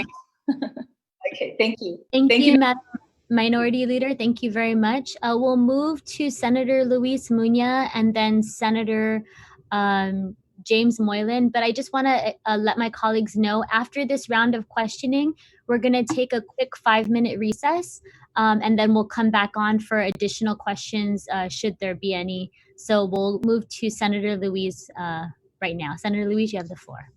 Thank you, Madam Chair. And I really do appreciate this one question per round. I'm actually going to have to log off after this because my mom is currently in hospital and I just got some information on her status. So after this, so I'm going to log off. So if I can, maybe just ask a couple of questions here before I log off. My first question is, if someone was separated from their job and then gone back and just working part-time, would they still be able to qualify for the unemployment assistance? That would be my first question. And I'm sorry, I hope your mother is doing okay. Let me just start off by saying that. Thank you. The main qualifier for unemployment assistance is your income. So if they're working part-time, it just depends on how much they're making. That will qualify them or disqualify them. Okay, so based on their income, basically. So whether Right. they're working full-time or part-time, it's the income bracket. So like the video that we watched, right? And so like the video that we watched with the earnings disregard. Okay. So with that, that's how people would qualify. Okay, and then my next question is on the self-employment process. So I know employers have to go to hireguam.com to register themselves. Do self-employed also have to go through that process to go to hireguam.com and register themselves? Actually, that is one of the things that has slowed down the process a little bit. Self-employed are going to be treated as employees. Therefore, we don't need them to register as employers on hireguam.com right now. We need them to wait for the application process, and there will be a little check mark for self-employed, and then they will have their own specific application to fill out. Okay. So thank you. Please, not yet. Yeah, I notice on your FAQ in regards to self-employment, it says what documentations they'll need. It says not all are necessary, but will be helpful if they get it all. I mean, is there an absolute necessary document that they have to have? Because, you know, getting all of these information is not going to be an easy process. So are there some absolute necessary documents that they need to have? The basic thing that I can tell you is that you just need something to show that you were making money, and then because of COVID, you're no longer making money. And so basically like a 1099. Right. So on that document, those are just some examples of what self-employed individuals could produce, but such as marriage verification, bank statements, 1099s, a letter from your biggest customer, just something to prove that you had an income and no longer do because of the virus. Okay, and it says current business license, ledgers, contracts, invoices. So any and all of those would be necessary or helpful. Helpful, yes. Helpful. Okay. Okay, thank you. Those were my questions in regards to stuff. And now if we had any more questions, we can always go to the website, right? The vosemployer.dol@dol.guam.gov. Is that correct? Well, actually, for questions, you guys can just email me directly. hannah.cho@dol.guam.gov. Okay. Thank you again, Madam Chair. Thank you, Hannah, for all the work you're doing. Thank you, Senator Cunha. God bless you. And we're sorry. Yeah, we're praying for your mom. Thank you. Senator Jim Moylan and then Senator Castro. Thank you, Madam Chair. Hannah, I heard this morning the director Dave was on the air. Forget if it was a couple of programs he was on the air with, but one of the things he was talking about for the online processing is that it's cloud-based. If you're able, that is correct. Okay, so I'm understanding because one of the reports I heard out of Hawaii is that because the amount of people that are applying online, they had difficulty and the system kind of froze on them. But I'm hoping to understand that because we're a cloud-based, this shouldn't be a problem. And that's a good thing. I just wanted to reconfirm that with you, please. Can you hear my question? I'm sorry, my internet is kind of spotty right now. Did you ask that if somebody is applying and they get cut off, will their information still be saved in the cloud? But just wondering that the amount of people, when we finally get the employee module up and running, that I'm anticipating this influx of a great number of people applying. And I'm hoping this won't be a problem for the system to handle since it's supposedly a cloud base. Would that be correct? Yes, and that is one of the things that my director and the IT team are working on right now to ensure there's no glitches, that the system doesn't crash, that people don't start filling out their application and all of a sudden it crashes and it's all lost. They have to start over again. So right now, all of that troubleshooting is going on to ensure that the application process is smooth and none of that happens.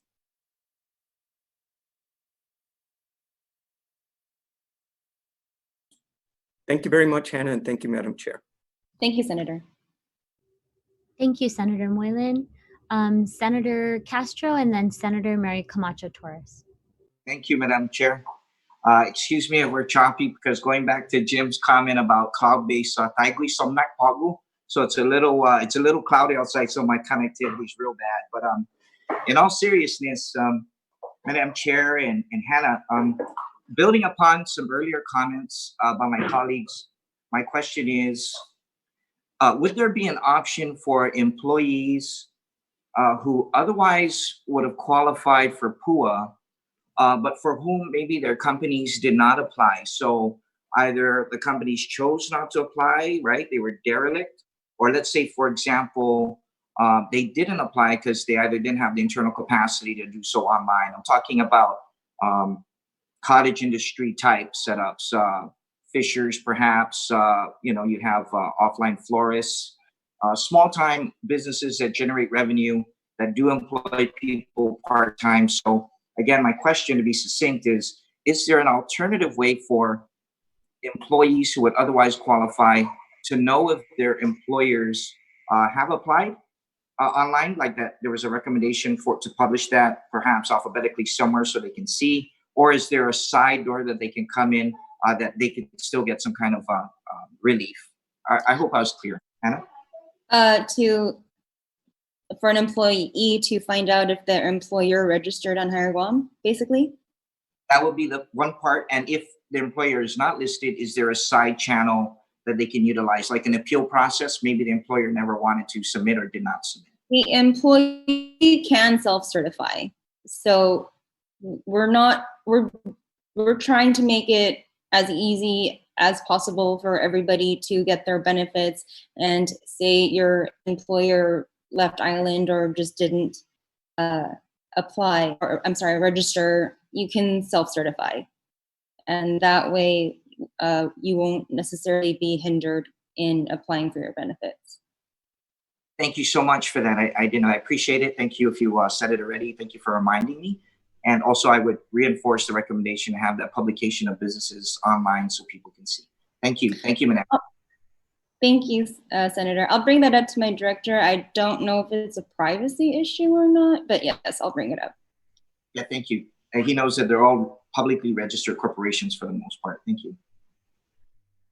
Thank you, Senator Castro. Senator Mary Camacho Torres, you're recognized. Thank you. I don't have a question for Hannah. I just want to emphasize, because many of the points were already raised by my colleagues, but I think what is very needed right now, obviously, is the FAQs.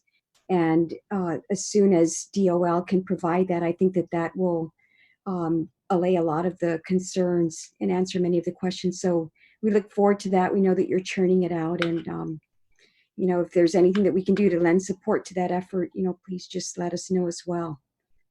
But I think the FAQs is right now.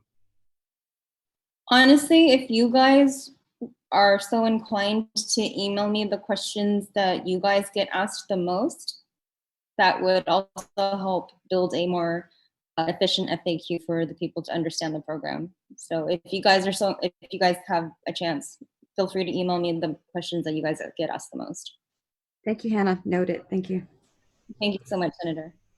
Thank you, colleagues, and thank you very much, Hannah, for answering our questions. We will proceed with the 5-minute recess, and then we'll come back on to have additional rounds of questions. I know I still have questions to ask, and I appreciate my colleagues staying with us for these rounds of questioning.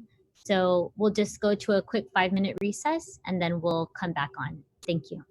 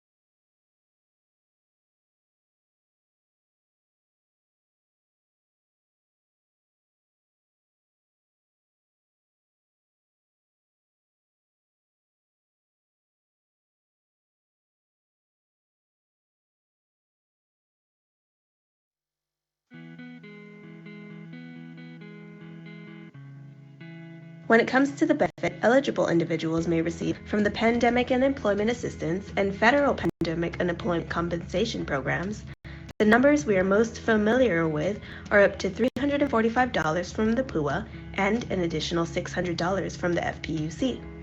However, another aspect of the program that may assist with eligibility as well as benefit received is that of the earnings disregard. The earnings disregard is applicable to only individuals that are partially employed or who have reduced work hours as a direct result When it comes of to the COVID-19. benefit Eligible individuals may It is a receive value from the subtracted Pandemic from and your Employment earned Assistance income and prior to federal determining eligibility and benefit amount. For Guam, the earning disregard is $150. So what does this mean? If you are a part-time employee making $15 an hour and working 30 hours a week, you'll gross $450. As we understand the program now, you will not qualify. However, with the earnings disregard of $150 in Guam, you become eligible, and this is how. You take your gross weekly pay of $450 less the $150 earning disregard, making your net pay $300. You now qualify. But for how much? To calculate your benefit, you take Guam's weekly benefit amount of $345 minus your $300 net income, giving you $45 from PUA plus the $600 from the FPUC. Your weekly benefit from both programs now becomes $645. For the same example, at $15 an hour, but working 35 hours, you'll gross $525. Less the $150 in your new net income becomes $375. You will not qualify. Now, say you are a part-time employee making $9 an hour and working 38 hours a week. You'll gross $342 and already qualify. However, with Guam's earning disregard of $150, your net income becomes $192. So what will you get in weekly benefits? You take the weekly benefit amount of $345 minus the net income of $192, resulting in $153 from the PUA and $600 from the FPUC, totaling a weekly benefit of $753. Without the earnings disregard, the same individual would have received only $603. That's not bad. For more information on how the Guam Department of Labor can help you, visit our website at dol.guam.gov.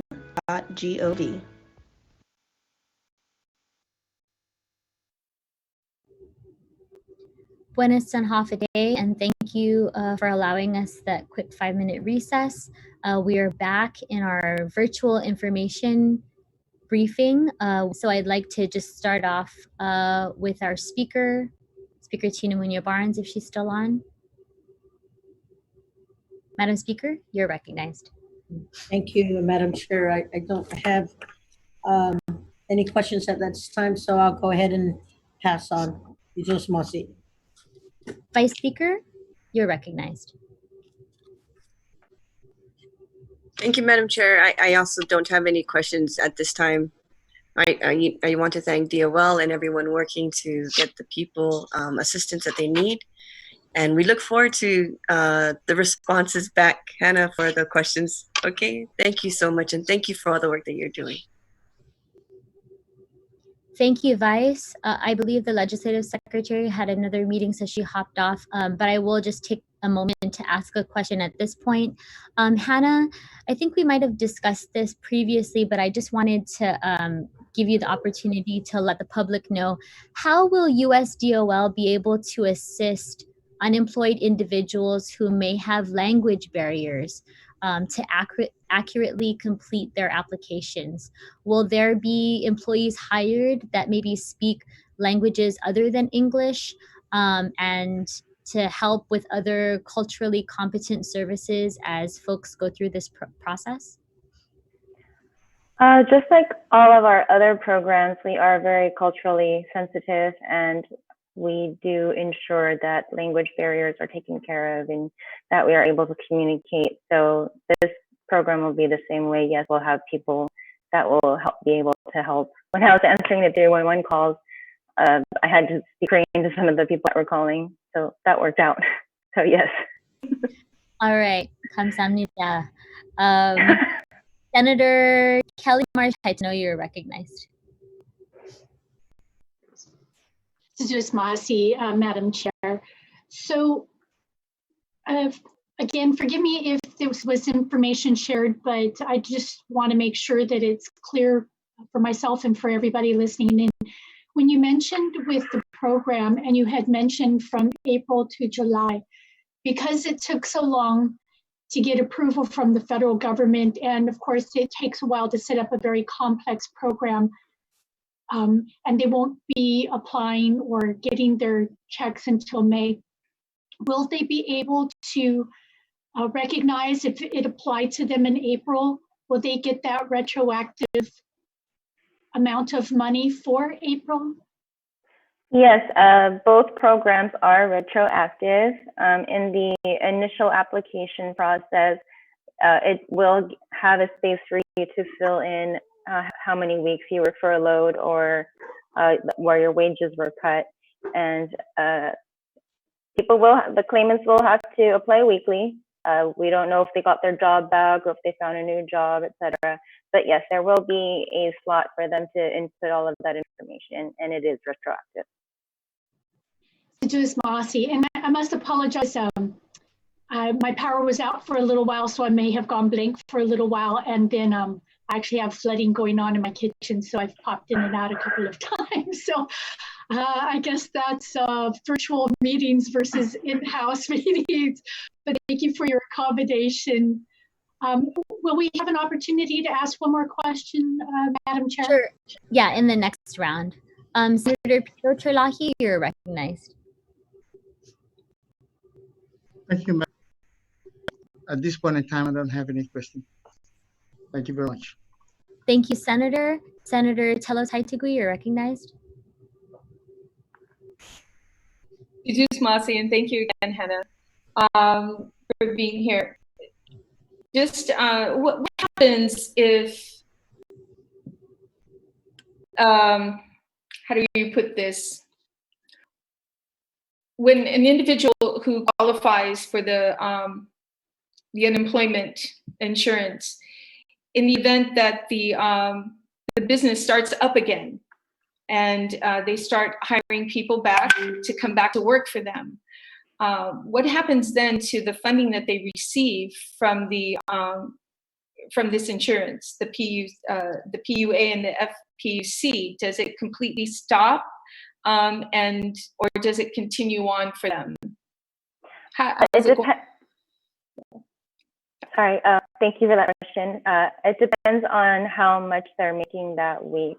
If they're making less than $345 plus the earnings disregard of $150, so $494. If they're making $494 or less, then they'll still be able to avail of the PUA benefits. And then if it's between early April and late July, they'll still be able to avail of the $600 as long as they qualify for the PUA. But if they got hired back and that same kind of benefit, even though they do get employed, but it has to reach that certain marker. Can you conclude that, Hannah, too, on your Q&As with regard to that, what happens when you go back to work? That would be very helpful for individuals. Thank you. I will do so. When they back to work, and because we're also seeing some individuals who don't even want to go back to work because they make so much more money being on this benefit than going back to work, and that's an issue that I think we might be coming up with soon. So a new section with regards to that, and hope. Thank you, Senator Tello. I will have to say that it is considered fraud if a person is offered their job back or if they quit their job just to collect the benefits and they do not qualify through PUA. So I will put that out there. That's one of the questions I got from so many employers, scared that they're gonna lose their staff because $9.45 a week, no, it doesn't sound bad, but if you quit just to get the benefits, you don't qualify, and it's considered fraud. Right, and like you said earlier, that in the event they make lower than what this benefit they can still work plus get that initial benefit to the end of the year. So that's good to know too. But it'd be good for those questions to provide that. Thank you. Thanks, Hannah. Okay, thank you. Thank you, Senator. Thank you, Senator. Senator Luis Muñoz, are you still on with us? If not, we'll move to Senator Jim Moylan and then Senator Castro. Thank you, Madam Chair. So I understand from Dave when he was on the radio program this morning, he mentioned the maximum somebody could make from these two programs is $25,000. So I'm not sure, but is this also how would they receive the taxable amount on this? Is this something the folk can expect a W-2 form coming on out the following year? Can you explain that to us, please? Well, yes, the unemployment benefits are taxable. I believe in the application process, you can choose to have the tax withheld automatically, or you yourself can choose to deal with it at the end of the year when you're filing your taxes. But yes, the income is taxable. Okay, thank you very much, Hannah. Thank you, Madam Chair. Thank you, Senator. Thank you, Senator Will Castro, and then Senator Torres. Hi, thank you, Hannah. I went ahead and emailed you the 4 questions. This would be the 4th one, or the 3rd one rather, and then there's another one I'll bring up if I get another turn. This question is more related to the process of selecting the vendor for the online applications. And if you don't have the answer on you, I'd love to hear from you via email in terms of the process itself. When was the solicitation made? And then is there a way we can get a copy of the contract? Because I'm sure in the contract you'd have the scope of work and some other deliverables that will give us a clear picture in terms of a turnaround time. I've heard maybe a couple weeks from now, the portal will be available. And so, maybe just working backwards, that's where I'm going with this. So the question is, if I can get some information relative to the process on selecting the online vendors. So if you can speak to that, and if you can, I'll stand by via email. Yes, actually, the vendor that we went with was the original vendor that we used to create hireguam.com and our job search engine in the first place. And they are a workforce development. They focus on workforce development. And then the program that we used, because there wasn't enough time to create a program from the ground up, so we took a USDOL approved UI POA program, and we're tailoring it to Guam's needs, taking out all of the UI stuff because we don't have employment insurance. But this is how we were able to speed up the process. And then the great thing about using the same company is all of these modules talk to each other. So the employer module, the employee module, so that we can have the verification process. And then when the pandemic dies down, goes away, plays forever, and the economy starts to pick back up again, and people are able to start looking for work again, their information will seamlessly transfer over to the job search site, and they can look for dislocated worker programs, apprenticeship programs, jobs, a new career, any kind of training that we offer for them to jumpstart their lives again. So that's the reasoning behind what we did, and to help everybody and to get this program launched as quickly as possible. And as far as a copy of the contract, I will get that for you. Awesome. Thank you. Thank you, Madam Chair. Thank you, Hannah. Thank you, Senator. Thank you, Senator Castro. Senator Torres, you're recognized. Thank you. Hannah, can you please discuss whether it would be detrimental for an affected employee to receive the pandemic unemployment assistance if the employer fails to file their listing of notices of separation or termination with DOL? Is it a direct impact to the employee with PUA if the employer fails to file the information with DOL? I'm sorry, I'm not understanding your question. For the employee, if the employer doesn't register, will it be detrimental to the employee? Yeah, would it adversely impact their application and ability to avail of pandemic unemployment assistance? it would be great if all the employers and businesses registered it. If an employee whose company didn't register, they have other options to verify their work experience and they were let go or furloughed or displaced because of COVID. So they'll be able to self-certify. So we'll work with them and we'll make sure that they qualify for the benefits that they earn, that they deserve. I only brought it up because today we're only at 30% reporting, and that's what I was wondering. So what if the other 70%, don't provide information? What does that mean? But thank you for that answer. Thank you, Senator. Thanks again, Hannah. We'll go to our last round of questioning here. And I just want to begin by asking you, Hannah, will employees who work two jobs, let's say one part-time and one full-time job, who get furloughed from their part-time job and have maybe reduced hours from their full-time job, will they be eligible for PUA benefits? And how will those eligible benefits be calculated? They could possibly qualify. It doesn't necessarily matter how many jobs you work. It really just does come down to your weekly income.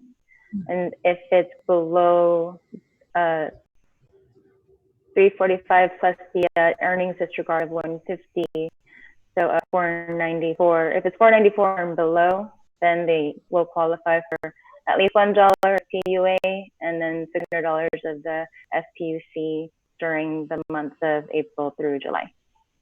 So just to clarify, the income cap is the total of all earnings, regardless of how many jobs you might have? Yes. Yes. Great. Thank you. Thank you, Hannah. Thank you, Madam Chair. Speaker Munya Barnes and then Vice Speaker Nelson.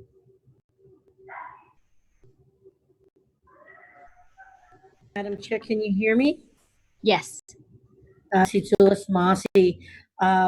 I do want to ask Hannah, are employers required to provide individual employees a notice that their data for the employers have been inputted, and are they required to create an account on the Hire Guam? The employer is, yes, required to register, and by register, yes, create an account on hireguam.com. Hopefully they do speak with their employees and inform them that they have registered and input their employee data. However, as far as the requirement goes, I'm not sure on that one.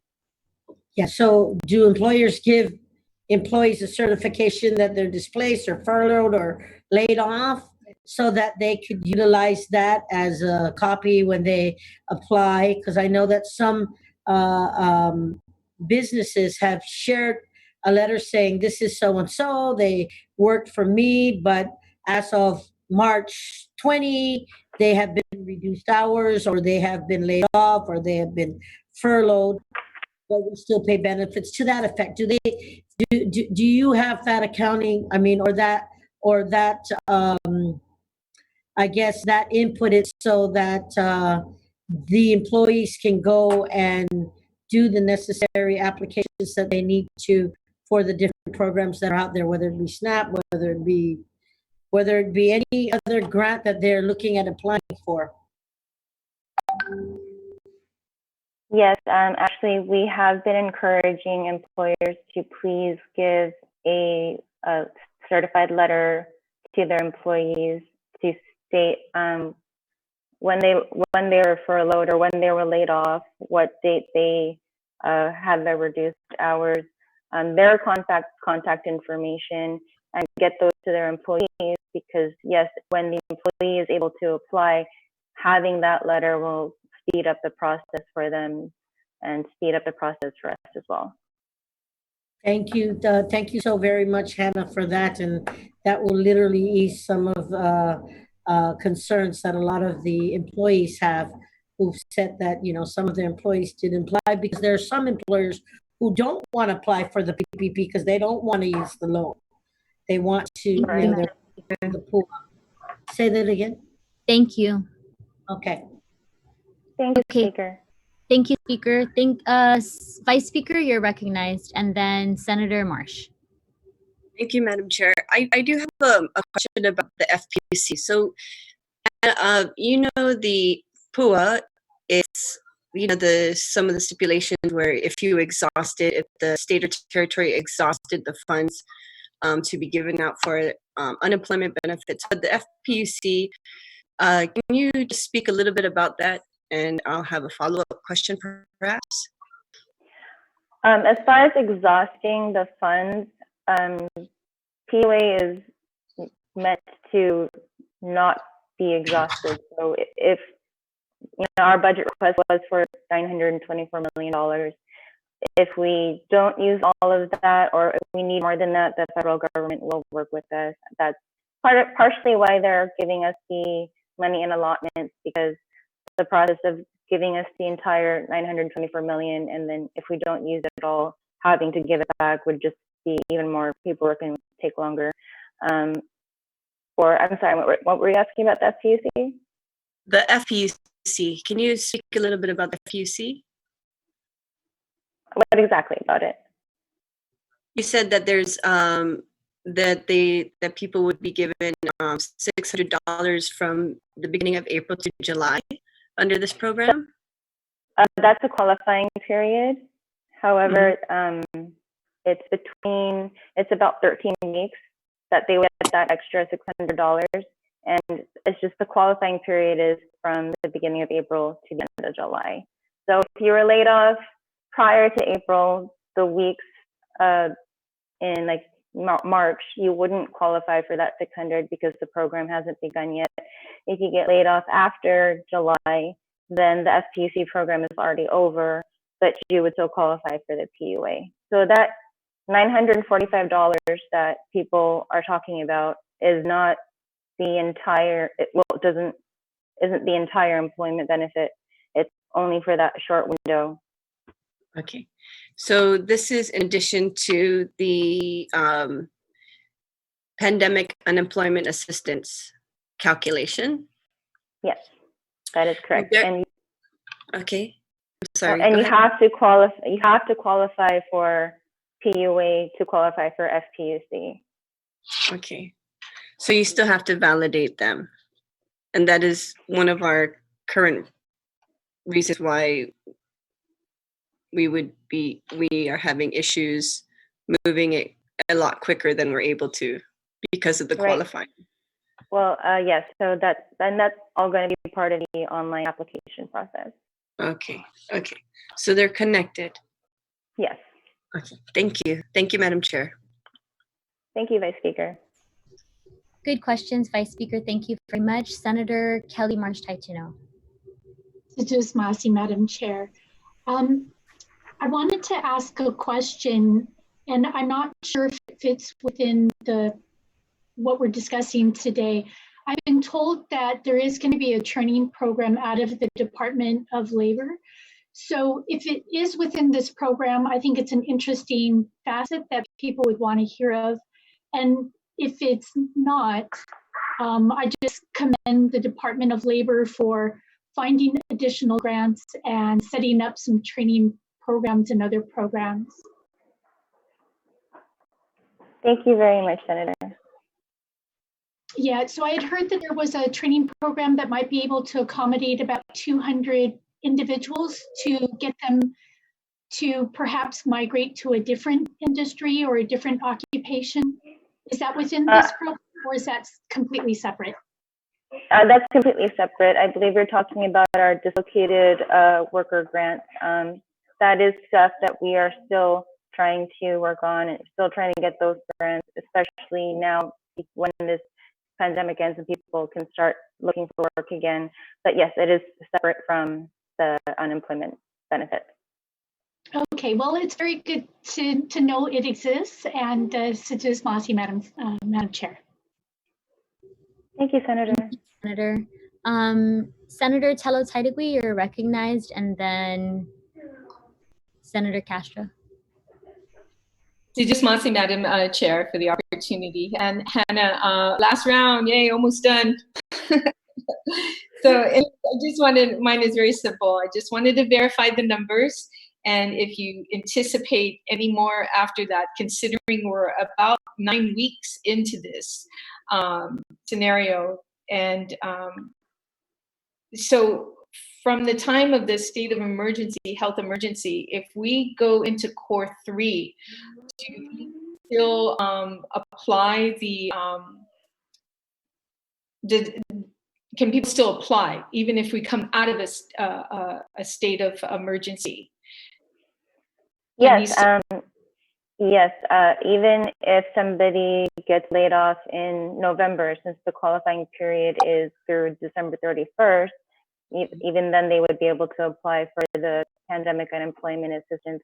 Even if someone gets a new job or they get rehired and then due to COVID, they lose that job again. After that, they can again apply for unemployment benefits. Okay, so this deadline does not stop. You can be laid off within this time. Let's say an employer opens up a business and they realize that it's just too difficult to keep going, so they close down. So that employee can then apply still all the way up to December 31st. And that's correct, right? And that so far, if I'm not mistaken, the numbers are 744 employers have signed up with 12,262 employees as of today. Is this correct? Yeah, as of 3:30 this morning. So I'm sure the numbers have gone up since then. Would you anticipate 38,800 are estimated, you think, that will be applying for this? I'm sorry, the connection broke up. That's okay, I understand. I can see you flittering too as well. So in other words, you're saying as of this morning, those numbers are correct. However, you still anticipate 38,800 people applying for this that as an estimate. Is that correct? That is our estimation, yes. Okay. Well, thank you, Madam Chair, for the opportunity. I appreciate it. Thank you, Hannah. Thank you, Senator. Senator Tello. Senator, I apologize, Senator Jim Moylan, and then Senator Castro. I have no further questions. Thank you, Hannah. Thank you, Chairman. Thank you, Senator. Thank you, Senator Castro, and then Senator Mary Camacho Torres. Thank you, Madam Chair. No further questions. Thank you. Senator Torres? I'm good as well. No further questions. Thank you. Thank you. Hannah, I have several other questions, but I'll be sure to send them to you via email. And I just, again, want to thank you for hanging in there with us. One last question for you. What can we recommend for folks who are not eligible for the Pandemic Unemployment Assistance Program or the FPUC? Are there any other unemployment programs that they might be able to apply for? I'm kind of thinking about small business owners who were making quite a bit of money before this, that would kind of put them over the threshold for PUA, but still are not receiving any. I'm thinking about people who are maybe like in the middle income bracket who have been really rocked by this pandemic and are making now zero. Is there anything that we can give to them or anything that we can encourage them to apply for if they don't qualify for PUA or FPUC? Well, if they are making zero, I would believe that they would qualify. However, yes, there are a couple of other programs but they're not USDOL programs, so I can't speak on those. But however, there are many reasons. There are many ways that a person can qualify for relief. If you've never even worked before, but the head of the household passed away due to COVID, and you are now the breadwinner, you qualify. So that's on the FAQ, and it's on our website. It's on our social media sites, and I'm hoping everybody reads them, and I'm hoping that we can disseminate it even better, even wider. But yes, there are several reasons why a person can qualify. Even if somebody was offered a job that was supposed to start on March 30th, but then the pandemic happened, they even qualify, even though they never started the job. Okay, so maybe just to clarify, is the income cap based on your current earnings or your past earnings? Oh, current. It doesn't matter how much you made before. You could have made $5 a week or $100,000 a week. That doesn't have any bearing on whether you qualify now. It's how much you make now. That's really helpful. Thank you so much, Hannah. So just again, if anybody has questions, they can email DOL. They could also call 311. Is there any other way that they can get in touch with Guam Department of Labor to ask these questions? Yes, at 311, and email would be the best way to go. Okay, great. Colleagues, I really want to thank you for hanging in there with us. Thank you very, very much to Director Della Solo, who was on with us earlier, and to Ms. Hannah Cho, who stayed on to answer all of our questions.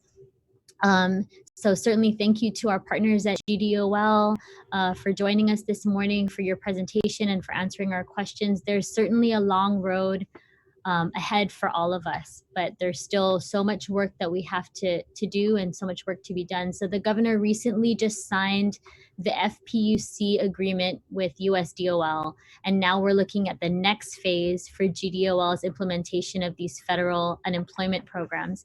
And I just want to state for the record that my office and this committee stands ready to help the department in any way possible.